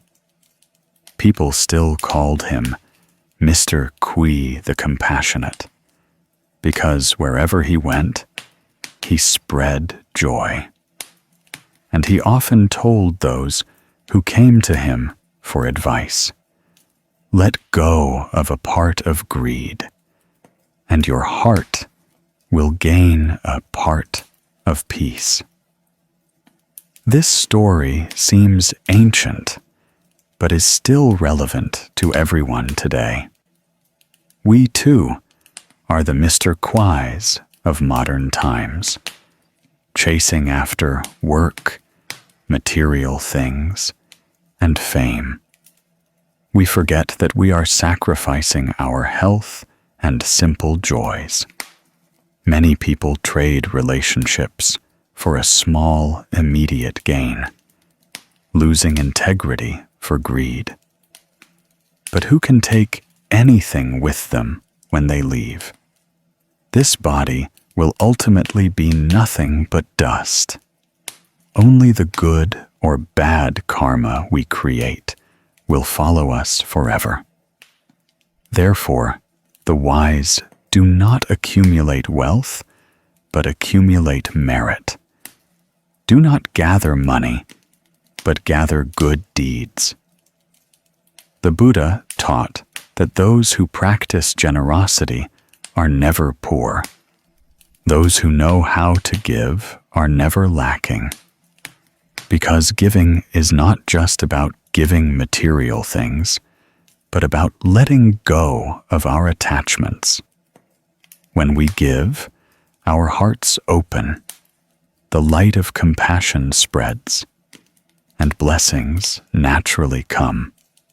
A kind word, a good deed, a sharing smile, all are ways we dissolve greed and lighten our karmic minds. Someone asked, if I'm not greedy, will I lose my motivation to live? No, because letting go of greed doesn't mean giving up striving. Striving for happiness, for helping others, for self-improvement is valuable.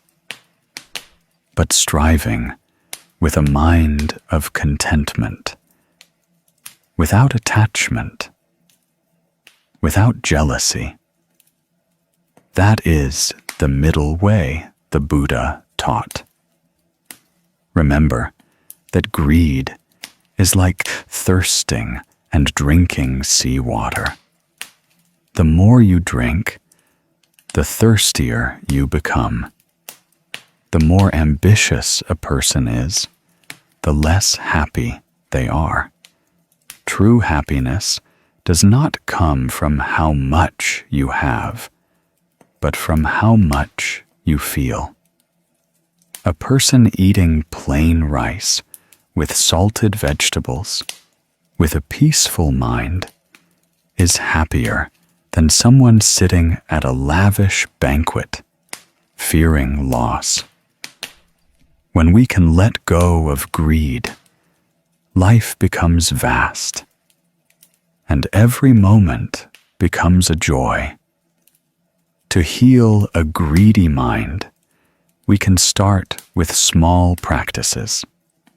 Every morning, take a few minutes to calm your mind. Breathe deeply, slowly exhale, and contemplate the phrase, I know enough. Feel your breath entering and exiting. Feel your body still alive, healthy, able to see loved ones, hear birds, hear the wind. That is already a blessing. Every day, try to give something away, not necessarily money. It could be a word of encouragement, a smile, or simply forgiving someone. When we give, that is when we are detoxifying our own minds. In the evening, before sleeping, sit still, close your eyes, and ask yourself, did I, out of greed, make anyone sad today? Did I, out of my own desires, hurt anyone? If so, softly say in your heart, I'm sorry. Please let me learn to let go. Just a little bit like that every day, your mind will gradually become pure, and greed will no longer control you. A person who knows enough is the richest person. Rich because they are no longer controlled by material things, no longer chasing after fleeting fame. They are happy with simple meals, content when they see their children healthy, touched by the kindness of others. They may not have much wealth, but they have the greatest treasure, peace of mind. But those who do not know enough, even with tables full of silver in their homes, still feel lacking, still fear loss, still suffer. Therefore, the Buddha taught that letting go is not losing, but regaining freedom for one's mind. When the mind is free, we truly live. If you are still tired from holding on to too much, from fearing to lose too much, then remember Mr. Kui's story. The 3 prescriptions of his life: rest for the body to heal, give so the mind lightens, let go so wisdom awakens. These are also the 3 precious remedies that the Buddha gave to all beings thousands of years ago.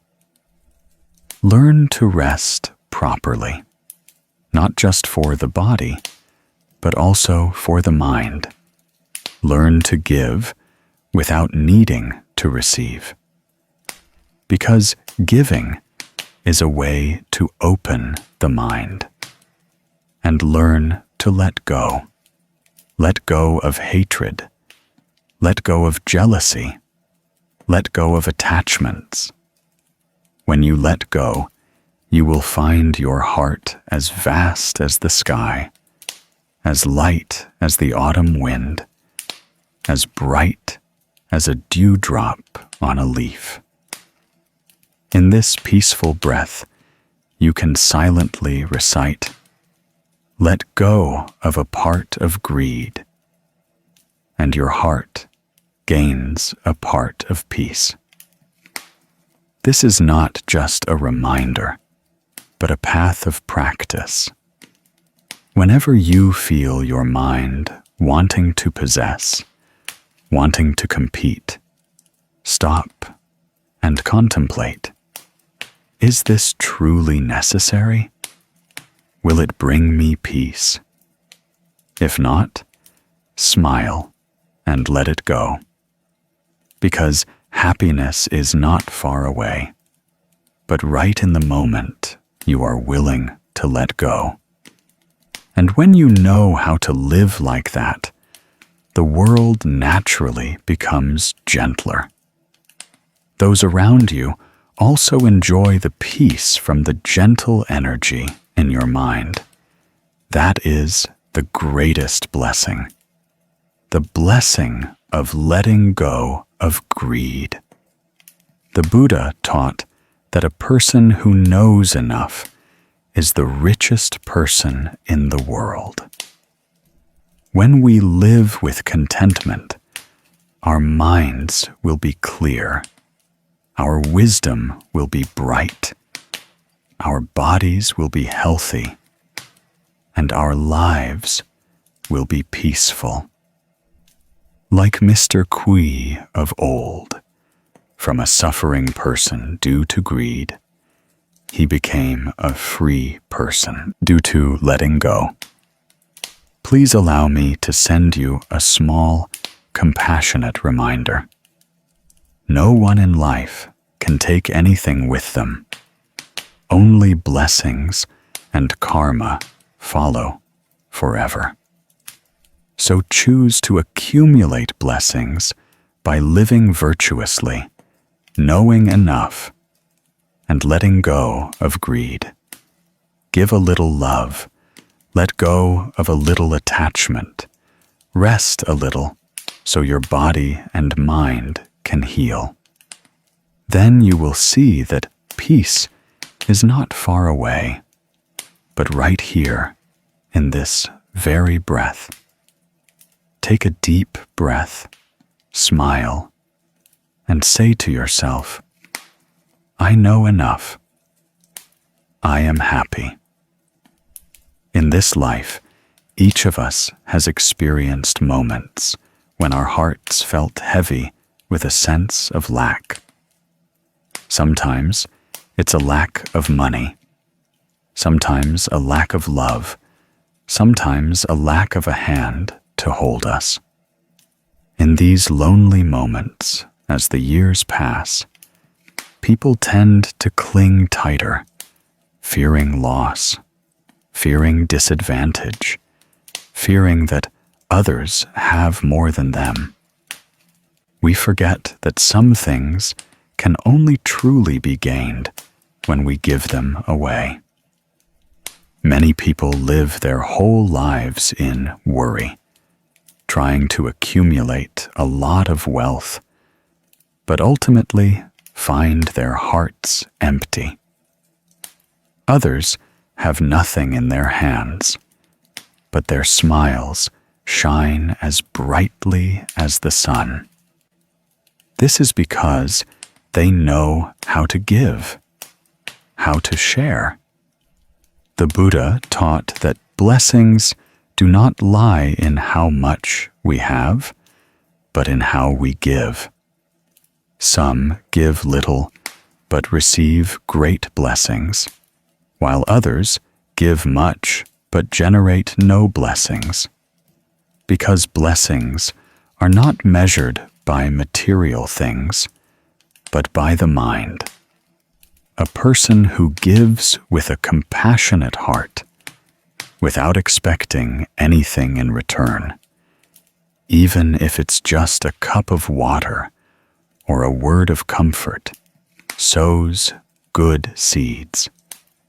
But a person who gives to show off, to calculate, to gain praise, even if they give a mountain of gold, accumulates little merit.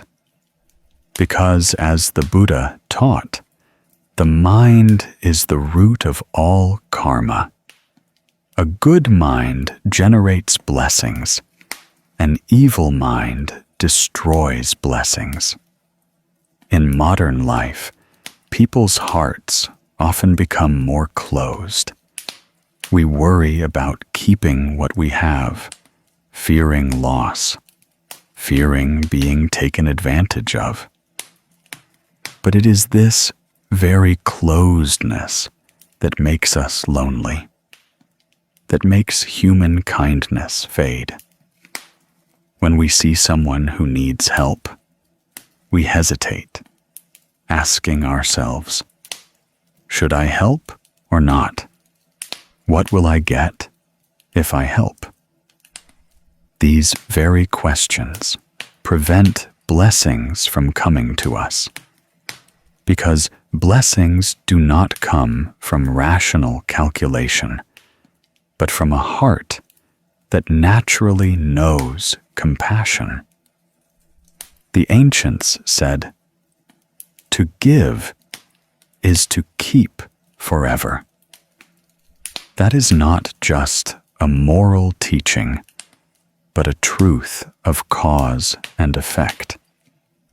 There is a very profound Zen saying, To give without expectation is to open the door to heaven in the heart.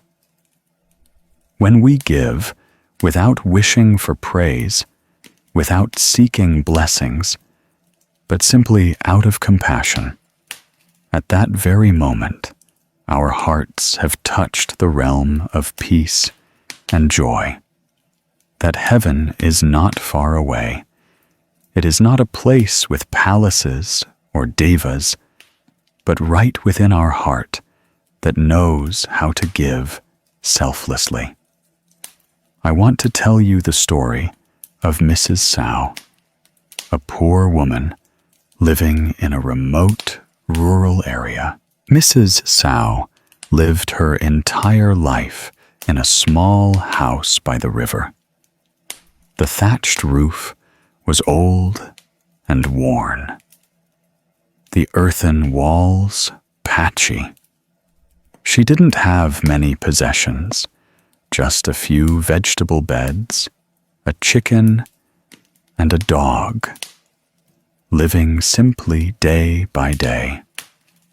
But she was famous in the village for her kind heart and willingness to help others. Anyone in need, she would readily share the little she had, even if it was just a bowl of rice or a sweet potato. One bitterly cold winter night, the wind from the fields whistled through the thatched roof, bringing with it a biting chill. Mrs. Sao was curled up in her old blanket when she heard a faint knock on the door. She opened it and saw a beggar standing, trembling, thin, in torn clothes, barefoot, his tired eyes looking at her pleadingly. He whispered, "Madam, please, let me sleep here for the night. It's so cold. I'm afraid I won't survive this night." Mrs. Sao looked around. Her house had only one blanket, and the wind blew through. She hesitated for a moment, then smiled kindly. "Come in, sit down here. I'll give you this blanket. Cover yourself to stay warm." The beggar shook his head. "No, madam, you are old. You need it more than I do." But she said, "I am still strong. I can bear it. You are weak. You need it more." So she took the only blanket from her bed and put it over the old man. That night, she lay curled up on the mat. But surprisingly, her heart felt warmer than ever. She heard the wind whistling outside, but did not feel cold, because a small fire was burning in her heart, the fire of compassion. The next morning, the beggar left, thanking her profusely, tears welling up in his eyes. A few months later, Mrs. Sao received a letter from her son, who worked in Saigon. It had been a long time since her son had written, reporting that his work was now stable, and he sent some money for her to repair the house and buy things. She held the letter, smiling through tears. Everyone in the village said she was very blessed, that heaven favored her. But she just whispered, "It's not heaven's favor, but the kindness of people returned." The story of Mrs. Sao seems simple, but contains a profound truth. The Buddha taught that generosity is the seed of blessings. When we give, it is never a loss. What is lost are external material things, but what is gained is a pure mind, an invisible blessing. Many people ask, "I am so poor. What do I have to give?" But giving doesn't necessarily mean wealth. A smile, a kind inquiry, an act of forgiveness, a prayer, all are forms of giving. In Buddhism, there are 3 forms of giving: material giving, tai thi, dharma giving, fap thi, and fearlessness, giving vo ui ti. Material giving is sharing material possessions, whether little or much. Dharma giving is sharing understanding, correct teachings, encouraging others towards goodness. Fearlessness giving is helping others overcome fear through compassion and protection. Mrs. Sao, with the simple act of giving her blanket, fulfilled all 3. She gave material things, sowed peace, and dispelled fear in another's heart. What's noteworthy is that she gave without thinking of receiving anything in return. It was this selfless giving that made her blessings grow. Because if we give to receive, that is an exchange. If we give out of compassion, that is true merit. A selfless mind is a pure mind. When the mind is pure, the energy of compassion spreads, making our lives as light as the morning breeze. If you have ever felt heavy-hearted, restless, try to give something away. It could be a little time to listen to someone suffering. It could be a meal for a homeless person, or simply helping a small cat cross the road. When we give, not only is the other person helped, but we ourselves are helped. Because at that moment, we step out of our selfish ego and feel connected to all. In Buddhist Dharma, there is a saying, "Those who sow seeds of compassion will reap the fruit of peace and joy." When we help someone, good karma has been sown. Even if the fruit doesn't ripen immediately, it is certainly not lost. Sometimes blessings come immediately, like Mrs. Sao receiving money from her son. Sometimes blessings come in the mind, as a feeling of peace, good sleep, no fear. Sometimes blessings come in a future life, helping us to be reborn in a good place, meeting good people. But the fruit never errs. One of the ways to practice giving is through meditation on gratitude. Every day, take a few minutes to close your eyes, breathe deeply, slowly, and think about the things you have. A roof over your head, a warm meal, a loved one still by your side. All are blessings. When we are grateful, a desire to share naturally arises in our hearts.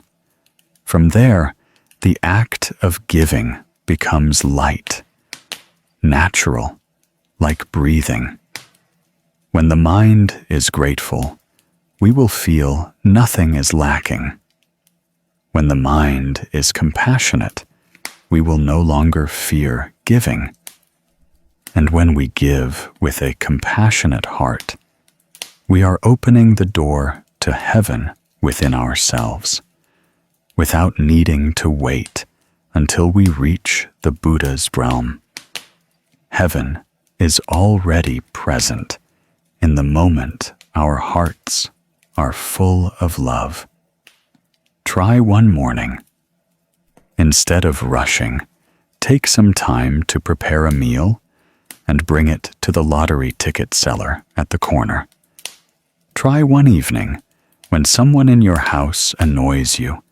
Smile, remain silent, and then gently say, "It's okay." That is also giving patience, giving peace. And you will see that even a small act can warm your heart to the highest degree. The Buddha taught that one who practices generosity is sowing seeds for future happiness. Generosity not only helps others, but is also a way to cultivate the mind. When we give, we gradually erode greed, lessen attachment, and diminish the ego. A light mind makes life light. A person who knows how to give is taking steady steps on the path to liberation. In every breath, we can contemplate, breathing in, I know I am sufficient. Breathing out, I send love to all beings. In this way, the energy of compassion will spread, making everything around us gentler. A person who knows how to give will always be loved because they are a warm source of light in a cold world. Remember the Buddha's teaching. One lamp lit can light 1,000 other lamps without losing its own light. When we give, the light within us does not diminish, but expands. So do not fear loss. Forgiving is the best way to keep. The story of Mrs. Sao is a gentle reminder that blessings are not far away. They are right in every good deed. An old blanket, a bowl of rice, a word of comfort, all can become seeds of immeasurable blessings.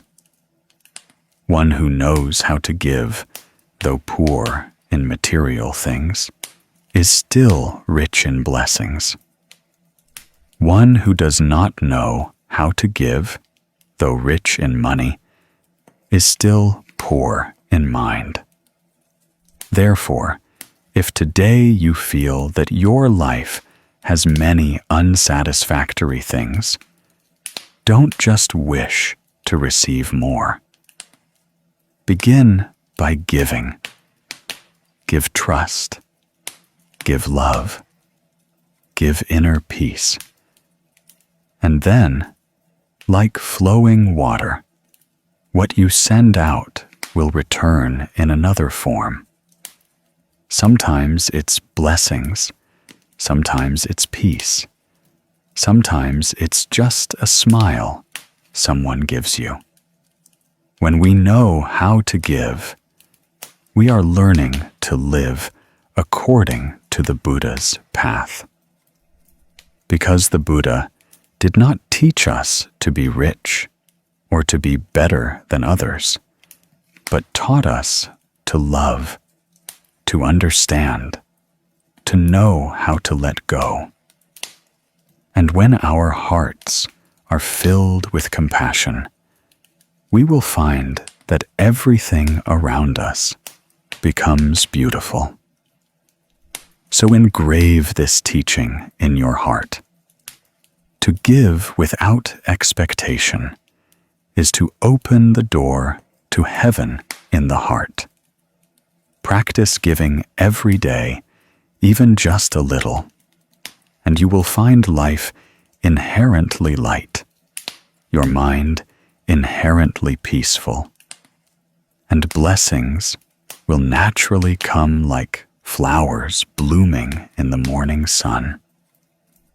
In this life full of struggles and turmoil, people are always seeking peace.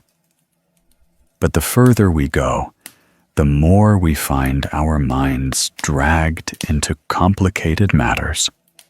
Some live in abundance, but cannot sleep peacefully at night.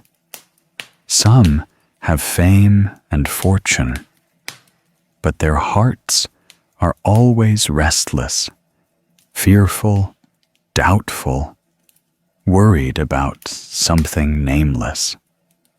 In fact, this restlessness does not come from outside, but mostly from wrong actions and thoughts. Small things we do wrong without even realizing it.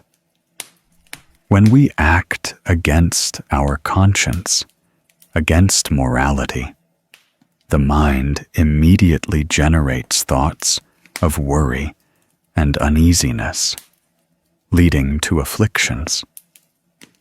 Therefore, the Buddha taught that to have true peace, one must start by observing the precepts, for the precepts are the root of purity, the foundation of all blessings and wisdom.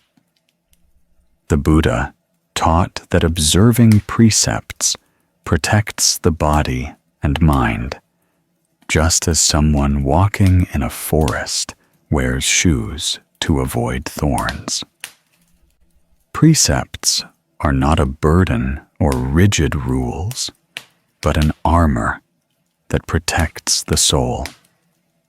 A person who observes precepts is like someone walking on a clean path.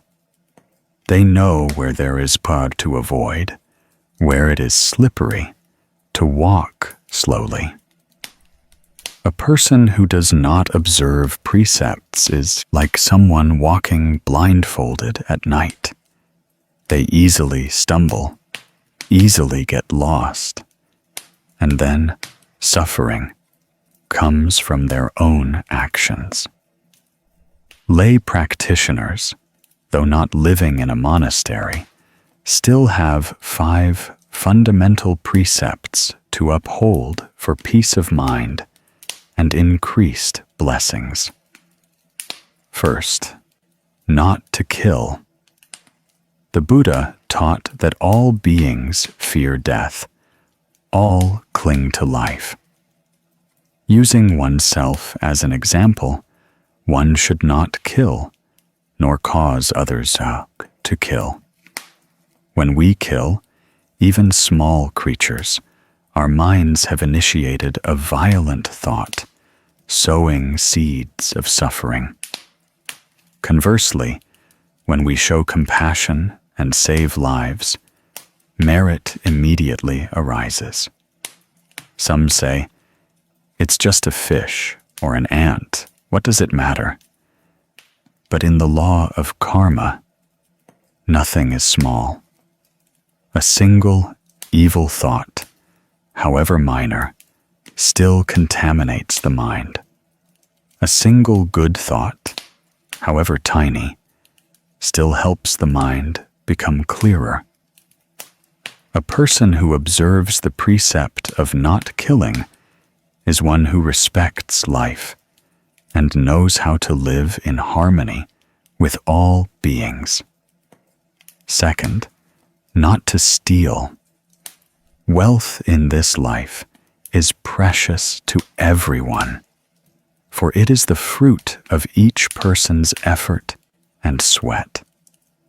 If we take what belongs to others, even a small amount, our minds have already made us poorer in blessings. The Buddha taught that one who does not take what is not given will have blessings flowing like an inexhaustible spring. This precept helps us live uprightly, with self-respect, content with what we have. When the mind is content, life will naturally be peaceful. Third, not to engage in sexual misconduct. This precept refers not only to physical acts, but also to purity of mind. Sexual misconduct harms both body and mind, leading to family disintegration and mistrust among people. The Buddha taught that one who maintains purity of conduct will have a radiant countenance and a light body and mind.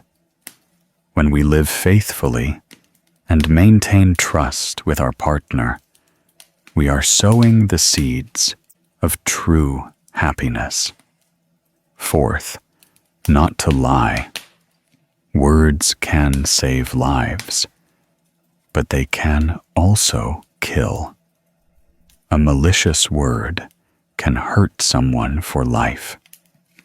Therefore, the Buddha taught that one who guards their mouth is like guarding a city gate. Words must be weighed carefully before being spoken. Speaking truthfully is observing a precept. Speaking kind words is sowing blessings. When we speak wholesome words, our minds are at peace, and listeners are also pleased. Fifth, not to consume intoxicants, alcohol, and drugs. This precept helps us maintain mindfulness. Because when intoxicated, we easily do wrong, easily become reckless, and easily violate other precepts. The ancients said that alcohol is the root of all evils. When the mind is not clear, wisdom is not bright, actions easily go astray. Therefore, observing this precept is to protect both body and mind, helping us live mindfully in every action. One observes precepts not out of fear of punishment, but out of compassion for oneself and for others. Precepts are the root of blessings. Blessings are the cause of wisdom. Wisdom is the path to liberation. One who observes precepts has a peaceful mind, a light body, and a simple yet happy life. There are those who are poor in material things, but rich in blessings.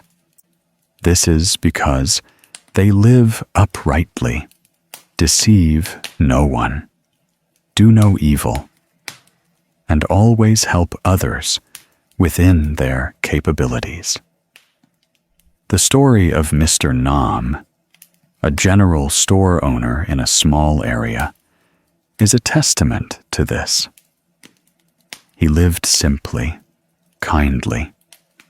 His store was not large, just a small shop at the corner of the market, selling everything from a packet of salt, a bottle of oil, to various sundry items. People loved him because he was honest, never deceitful.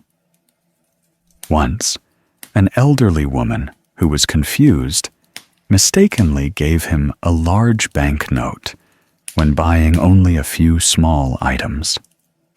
He took the money, looked carefully, then called her back and returned the change. The old woman, with tears in her eyes, clasped her hands and thanked him repeatedly. Many people in the market saw this, and a sense of admiration arose in their hearts.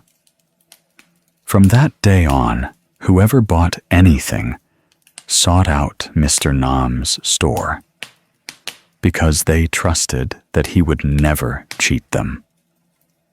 Then, once, a big merchant came and placed a large order. He still maintained the correct price, neither adding nor subtracting. That merchant was touched and later became a close business partner. His store grew steadily. People said, "He has a knack for business."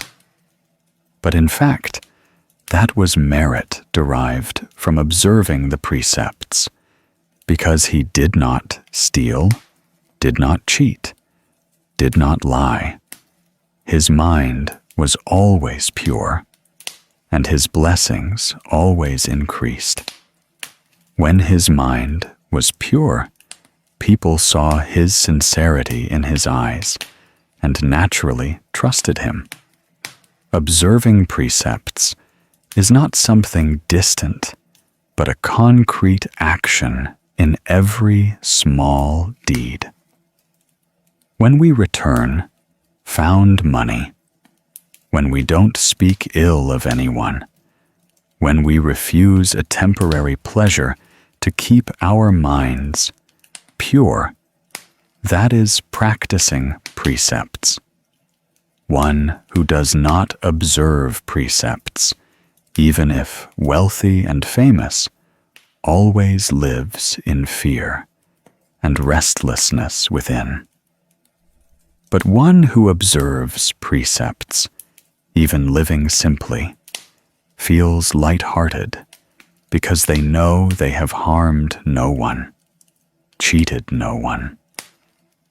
The Buddha taught that for one who observes precepts, blessings naturally come like a shadow that never leaves the form. Precepts are the earth, blessings are the tree, wisdom is the flower. Without earth, the tree cannot grow. Without precepts, blessings cannot arise.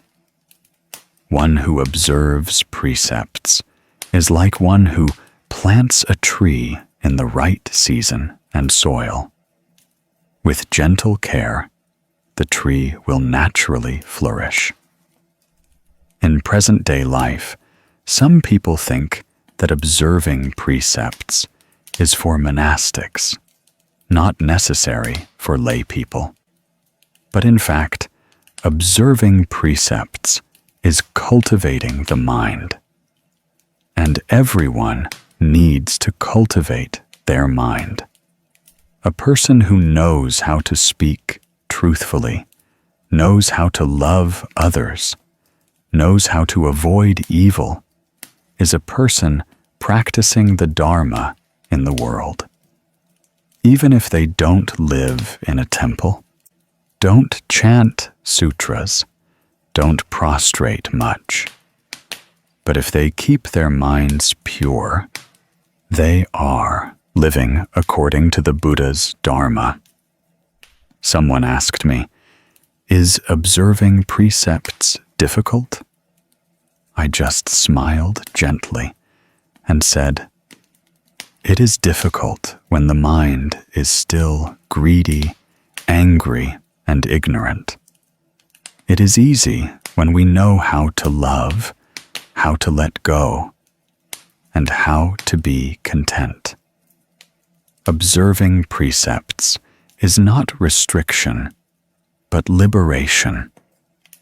When we don't kill, we liberate ourselves from the karma of killing. When we don't steal, we liberate ourselves from greed. When we don't engage in sexual misconduct, we liberate ourselves from lust. When we don't lie, we liberate ourselves from fear.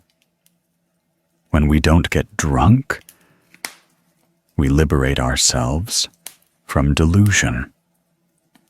To nourish the precepts, we need to practice mindfulness every day.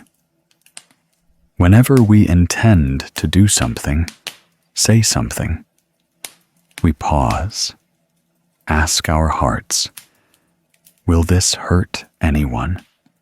Will it cause myself or others to lose peace? If the answer is yes, then we know that is not the right path. Just like that, precepts are kept. The mind is at peace, and blessings will gradually grow. Now, I invite you all to practice 1 minute of mindfulness. Sit still, relax your shoulders, relax your face, take a deep breath in, feel the cool, fresh breath entering your lungs. Breathe out with a gentle smile. Feel peace in your heart. Breathing in, we know we are alive. We still have the opportunity to do good. Breathing out, we vow to observe precepts from now on. Live uprightly, harm no one, deceive no one, not be greedy. Just 1 minute of such mindfulness, and we have sown a good seed in our hearts. Observing precepts is not something to be done only at a temple or during rituals, but in every moment of life. When going to the market, when talking, when eating, when facing others, we can all observe precepts. Precepts are not in form, but in intention. A person with a mind that observes precepts finds a temple everywhere, finds spiritual practice in everything they do. Finally, remember the Buddha's teaching. Observing precepts protects oneself from suffering. One who knows how to observe precepts, even when facing adverse circumstances, is not afraid because their mind is clear, their heart is upright. In this turbulent world, only precepts can help us stand firm like a mountain amidst a storm. So, each of us, whether lay practitioner or monastic, should practice observing precepts little by little every day. Do not disregard small things, because it is these small things that will build up great blessings. Precepts do not narrow our lives, but open up a broad path of freedom and peace. Precepts help us not be dragged away by unwholesome thoughts. Help us live mindfully, gratefully, and compassionately. When precepts are firm in our minds, blessings will come, wisdom will shine, and the path to liberation will open. So please ask yourselves every day, what good have I done today? Have I spoken truthfully? Have I hurt anyone?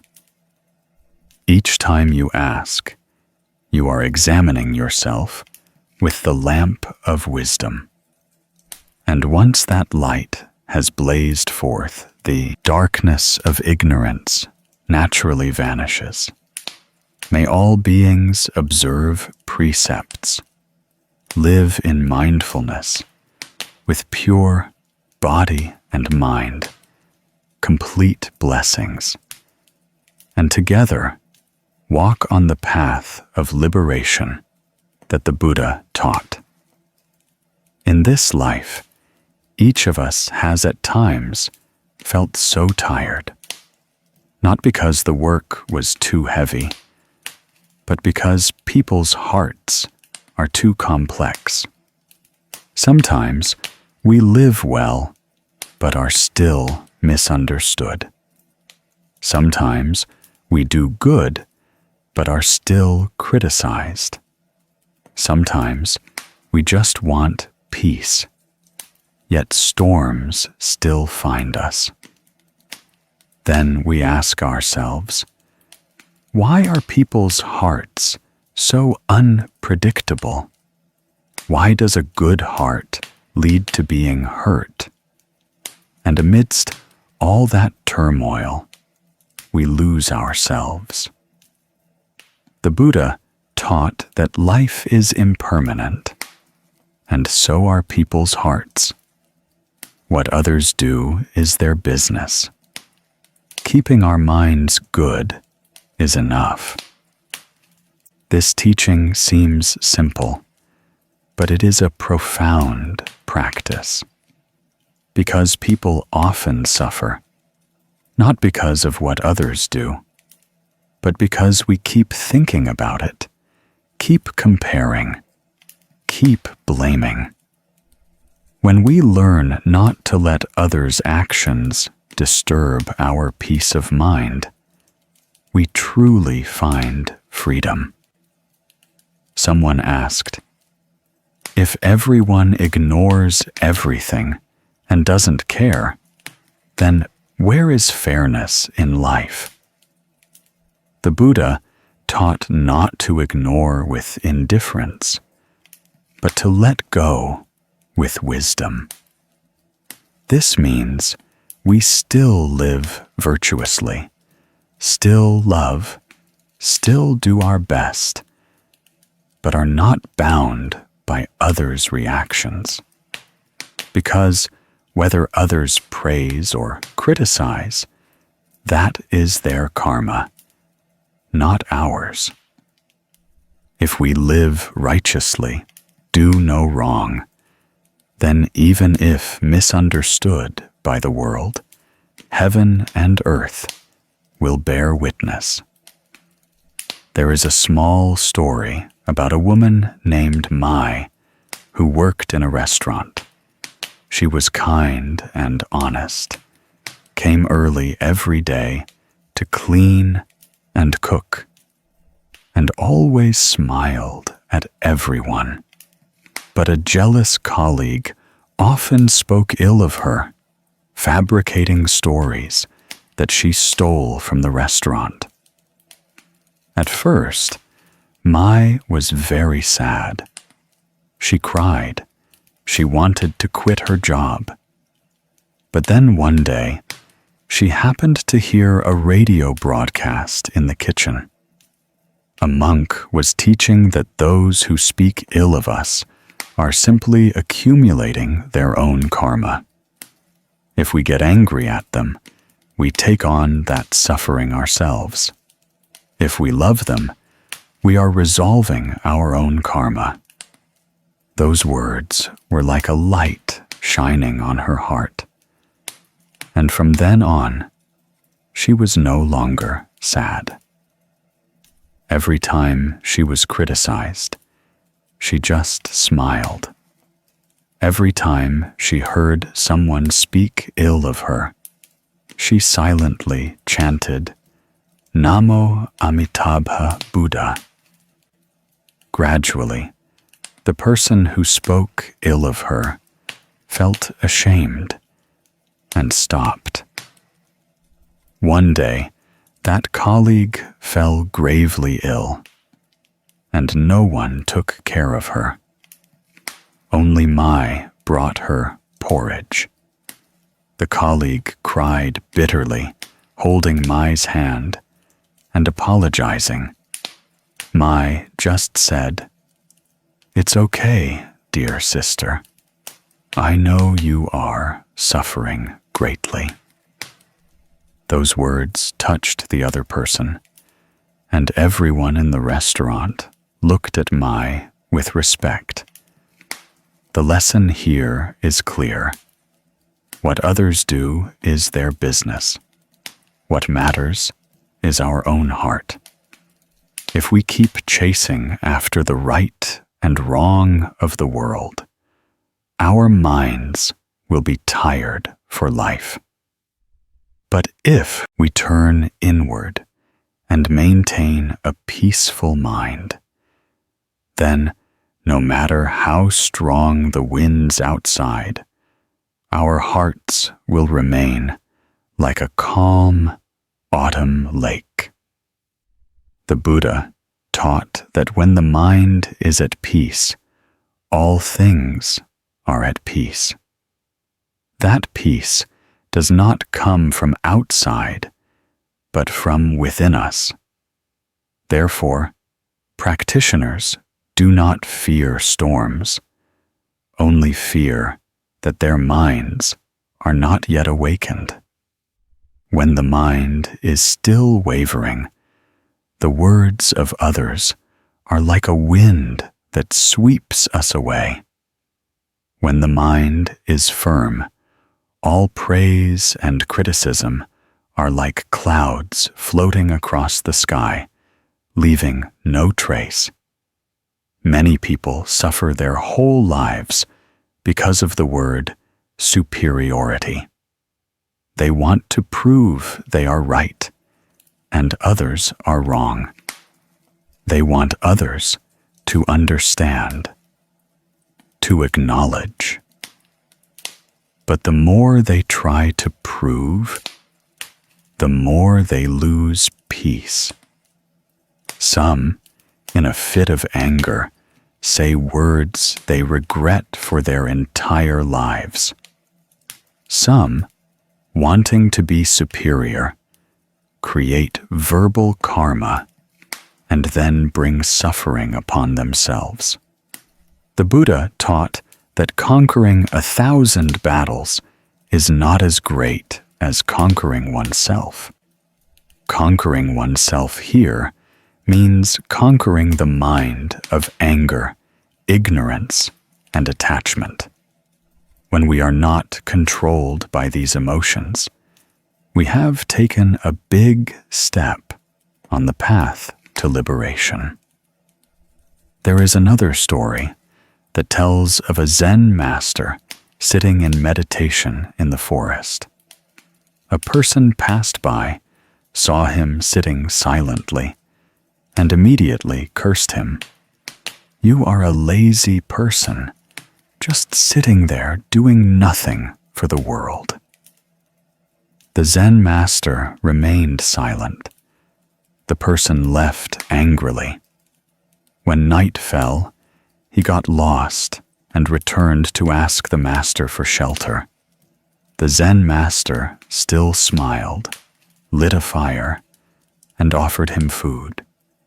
The man, ashamed, said, "I insulted you. Why are you still kind to me?" The master replied, "You threw the fire of anger at me. If I don't accept it, it returns to you. I only keep a bright lamp in my heart."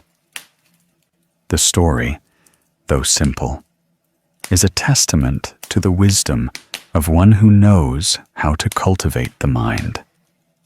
What others do is their karma. How we react is our karma. If we maintain a clear and kind mind, good karma will arise. Human life is short. Everyone makes mistakes at times. Everyone gets deluded at times. If someone makes a mistake, we should not immediately hate them. Perhaps in this life they are mistaken, but in a future life they will be enlightened. As for us, if we hold on to anger and resentment, we ourselves suffer. Being able to let go is a blessing. Being able to forgive is liberation. Whenever you feel uneasy because someone has hurt you, sit still, take a deep breath in, gently breathe out, and silently chant, Namo Amitabha Buddha. Then, your breath will bring you back to the present, and the chanting of the Buddha's name will soothe your heart. Let your mind settle like water.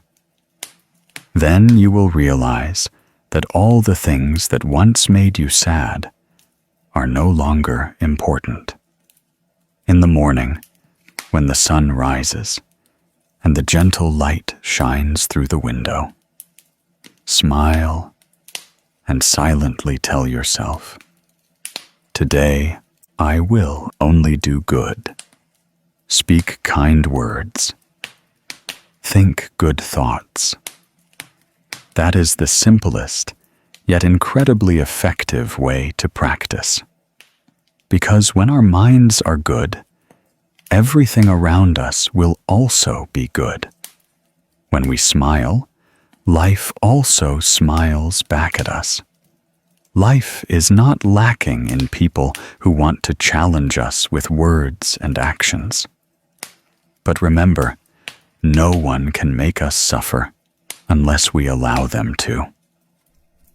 If we feel hurt, it is because we are clinging to the ego. But if we look at everything with an equanimous mind, we will see that everyone is worthy of compassion. Everyone is on their journey of learning the Dharma. The Buddha taught that someone saying you are wrong does not make you wrong. Someone praising you as right does not make you right. Only your own mind knows clearly what you are doing.